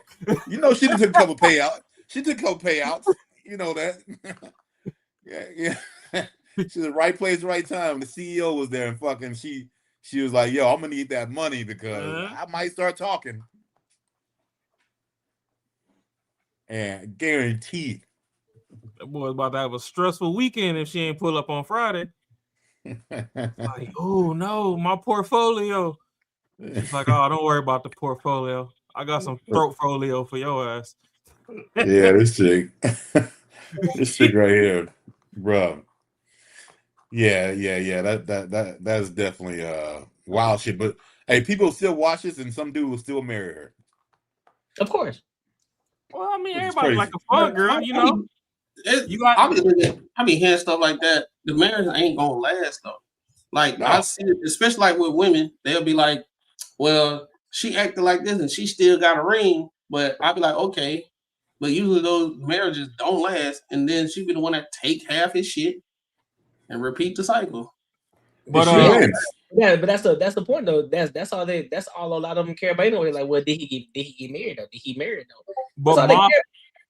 But that's the thing. Moff already outlined it. He said they just want the celebration. They want the cameras on them. Yep. This is why, you know, in modern day, you see as early as prom, a bitch got to pull up in the damn Rolls Royce Phantom or a Bentley now to prom. You throw a baby shower and that motherfucker is way more extravagant than the reception at a wedding. Not that baby shower we covered the other day. Matter of fact, that was fucking more extravagant too. It was money on the floor. Oh Lord, that one. Oh man. Oh yeah, now you remember. That shit that was ratchet, dog. I ain't never seen a baby shower and an abortion pill in the same area. I've never seen that was a new one. Hey, well, at least we know that the throat always on go. That was definitely a wild one. Wow, you gotta see the toxic silver lining, baby. Shit. That was definitely a wild one, dog. That was 100%. Life too short to not turn it into comedy. That's true. I see even Dr. Umar was crying over the damn Kevin Hart roast. Oh, okay. Hey, Umar, where the school at, nigga? Yeah, that school been in limbo for a long time. You hear me? Nigga, I done built about 15 schools on Sims. You ain't even built one in real life. And you got no neighbors. Built 15 on film. Money that ran dry. Man, I done damn near built a damn school on GTA 6 and that ain't even came out. LeBron done already sent some kids to college already. He still ain't even got one student in the goddamn building yet. That's crazy.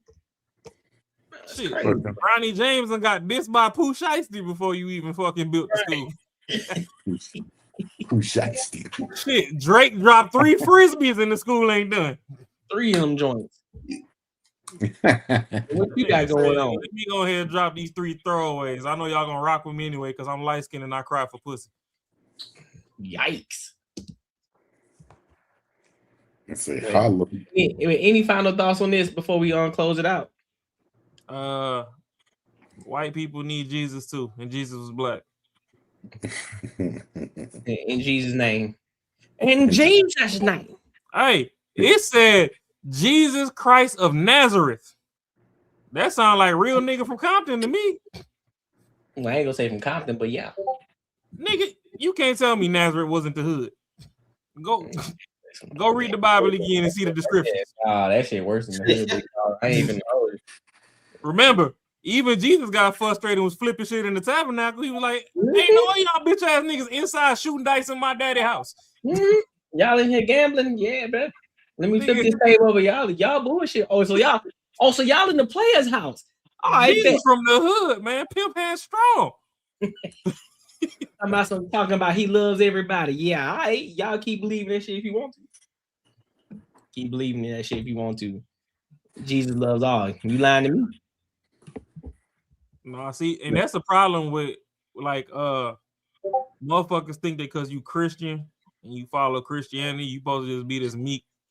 You supposed to do it now? Oh, you hear me? No, I thought you said. I thought you said something else wrong. Like, nigga, what? Nah. I thought you said you need to beat his meat. I said, bro, Nigga, that's a man. What? No, this my ex. Your ex-girlfriend a man. Why you think she in jail with the men? She'd be on the other side. Nigga, you gay. Oh, you finally downloaded the clip? No, I said Meek, like Meek Mill. Okay, Meek, gotcha. Yeah, you need to be humble. You need to humble thine self. And no, man. Jesus knew when it was time to flip shit, it's time to flip shit. Bitch, I slapped the fuck out of you in my daddy house playing around. The fuck is wrong with you? Remember, you got a scripture that said an eye for an eye. That don't mean you hit me and I just call the police. Sometimes you hit me and I'm gonna slap the dog shit out your bitch ass. That reaction gonna come back a lot faster than you think. Yeah, you know, we could pray about it. After. Because one of the rules is, you know, just don't wake up in the morning on the same type of time you went to bed. Yep. Don't hold that hate in your heart overnight. So, all right, well, shit, if I can't hold it in, then I'm gonna release it. I'm about to beat your ass. Then pray for forgiveness. 1, 2, 3, release it. Man, shit. Motherfuckers think because you Christian, you just supposed to, oh, nigga, this ain't no Diddy party. Ain't no take that. I'm finna fuck your ass up. And then we'll figure it out in the morning. Lord, I come to thee.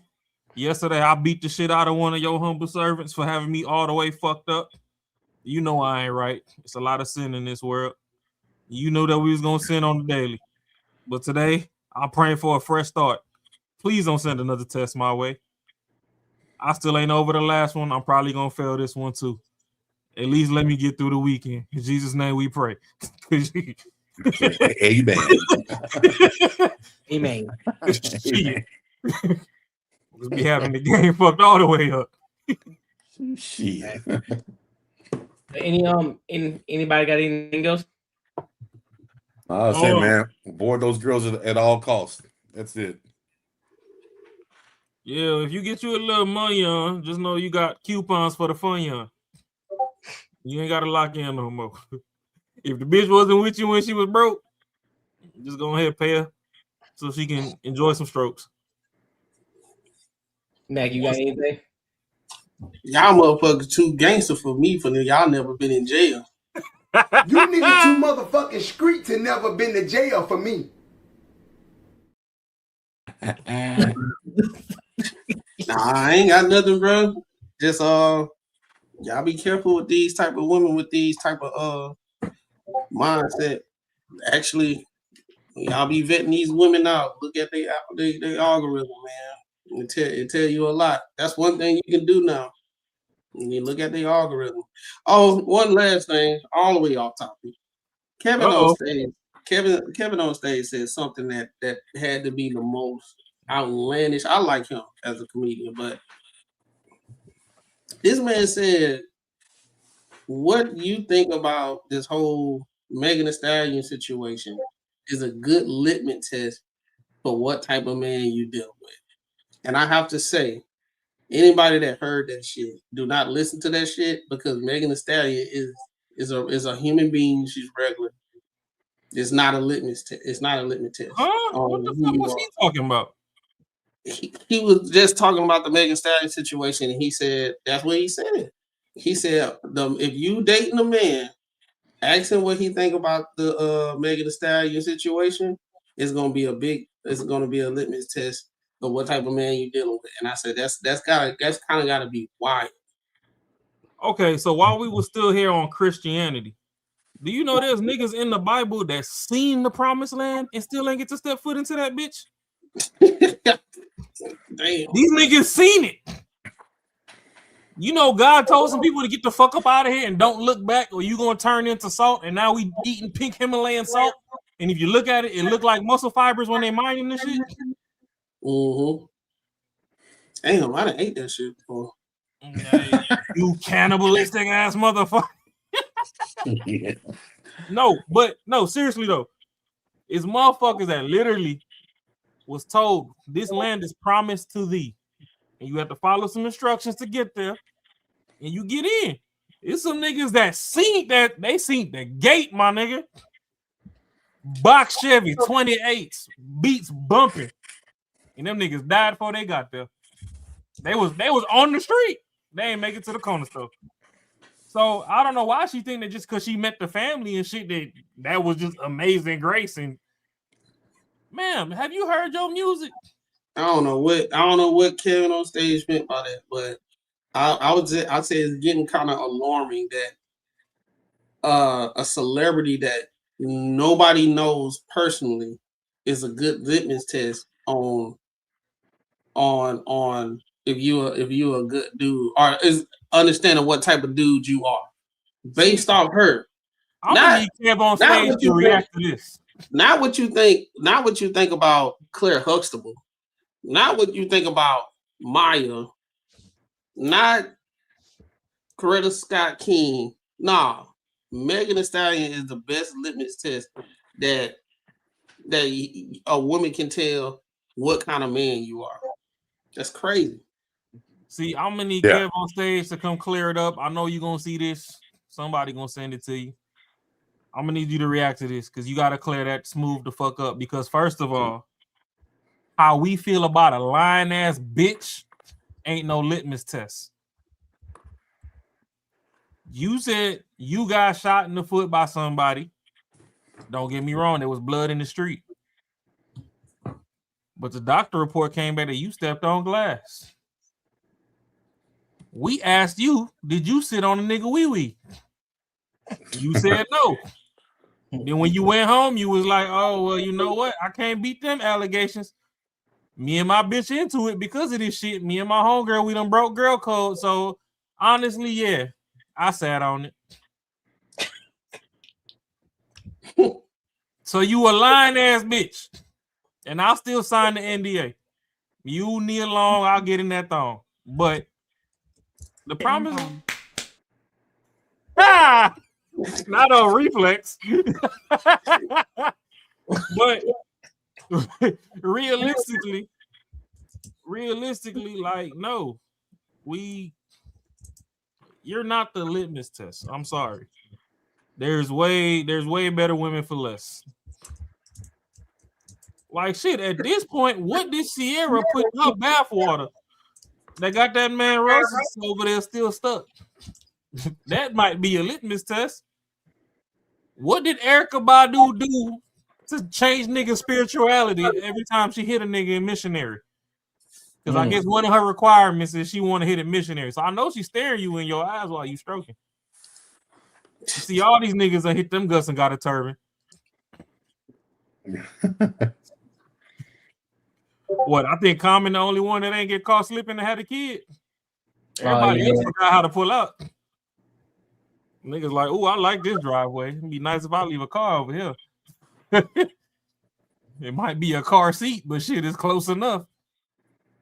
So yeah, no, it's way better women than somebody is still trying to find herself. And no disrespect to Shorty, but shit, I don't even think her parents was married, so she didn't even necessarily have a blueprint. And she shot herself in her foot again, no pun intended, when she started begging for an allowance. Bitch, if I rock with you and Mary said what's mine is yours, why are you asking for allegedly $700,000 a month or whatever the fuck the tabloid's talking about? Bitch, if I got bread, you got bread. That's marriage. 1 + 1 is 1 in marriage. That's the only time math go backwards. But like we just seen on the last podcast, a lot of y'all just do the shit to get a ring and ball on y'all bitches and be like, ha ha, I was married before, you wasn't. Even if you get divorced, you like, oh, well, bitch, you ain't never been married, though. That's all y'all do it for. And men don't really care. We play the game because we need somewhere to stick our dick in that night. So it is what it is. That's just the brass tacks of the facts. Like, we love y'all. We gonna build with y'all or whatever, but push come to shove, you get on our nerves and you put us in a position where we just doing it for the kids. Yeah, we gonna put soul pole in your ribs and that's it. We can build with another bitch. And both of y'all gonna be happy. I'm the pappy. That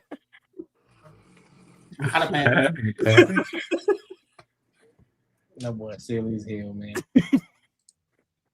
But I'll leave it right there. Hey, well, boy, mama was thick as hell still in that package. That's all I'm saying. But who? That Kendrick Cam was delightful. Who Kendrick Cam? Oh boy, mama still in the damn package while she's still wearing the Chiefs jersey. Rashee Rice. She threw that ass like her friend do. Throw it. Throw that ass in the circle. This Amazon package is overly loaded. Throw that ass in the circle. What? Hands on your knees. Hands on your knees. Bro, you crazy. But all right, my good people, tonight was dope. I appreciate y'all for coming to kick it with us tonight for the Banter and Barter show. Make sure y'all show love on. We have some videos be posting up tomorrow, so make sure you go like those videos, hype those videos up. We got to get to 1,000 over there in Banter and Barter show. Also, I will be live tomorrow. Tomorrow's the solo show. Come over there and kick it with your boy. Let's run up the super chats. Let's run up the views. Let's run up everything. You know what I'm saying? Because guess what? As I continue to keep running up my channel, guess what? That also helps the Banter and Barter channel run up too. So make sure y'all come through, show love. And also, I think we're going live Friday. It's the fourth Friday, second and fourth Friday. We're going live Friday. So make sure y'all get ready. Make sure y'all put it in your calendars. If you haven't joined the Discord, make sure you join the Discord. The link is in the description. Or it's in the description of the channel. So if you're in the channel, just go to the description. And it'll take you right to the Discord, so y'all don't miss any new videos, any new uploads, or nothing like that. All right, we'll have them fourth quarter orders. Yeah. So make sure y'all lock in. And until next time, my good people, I appreciate y'all, and we'll holler.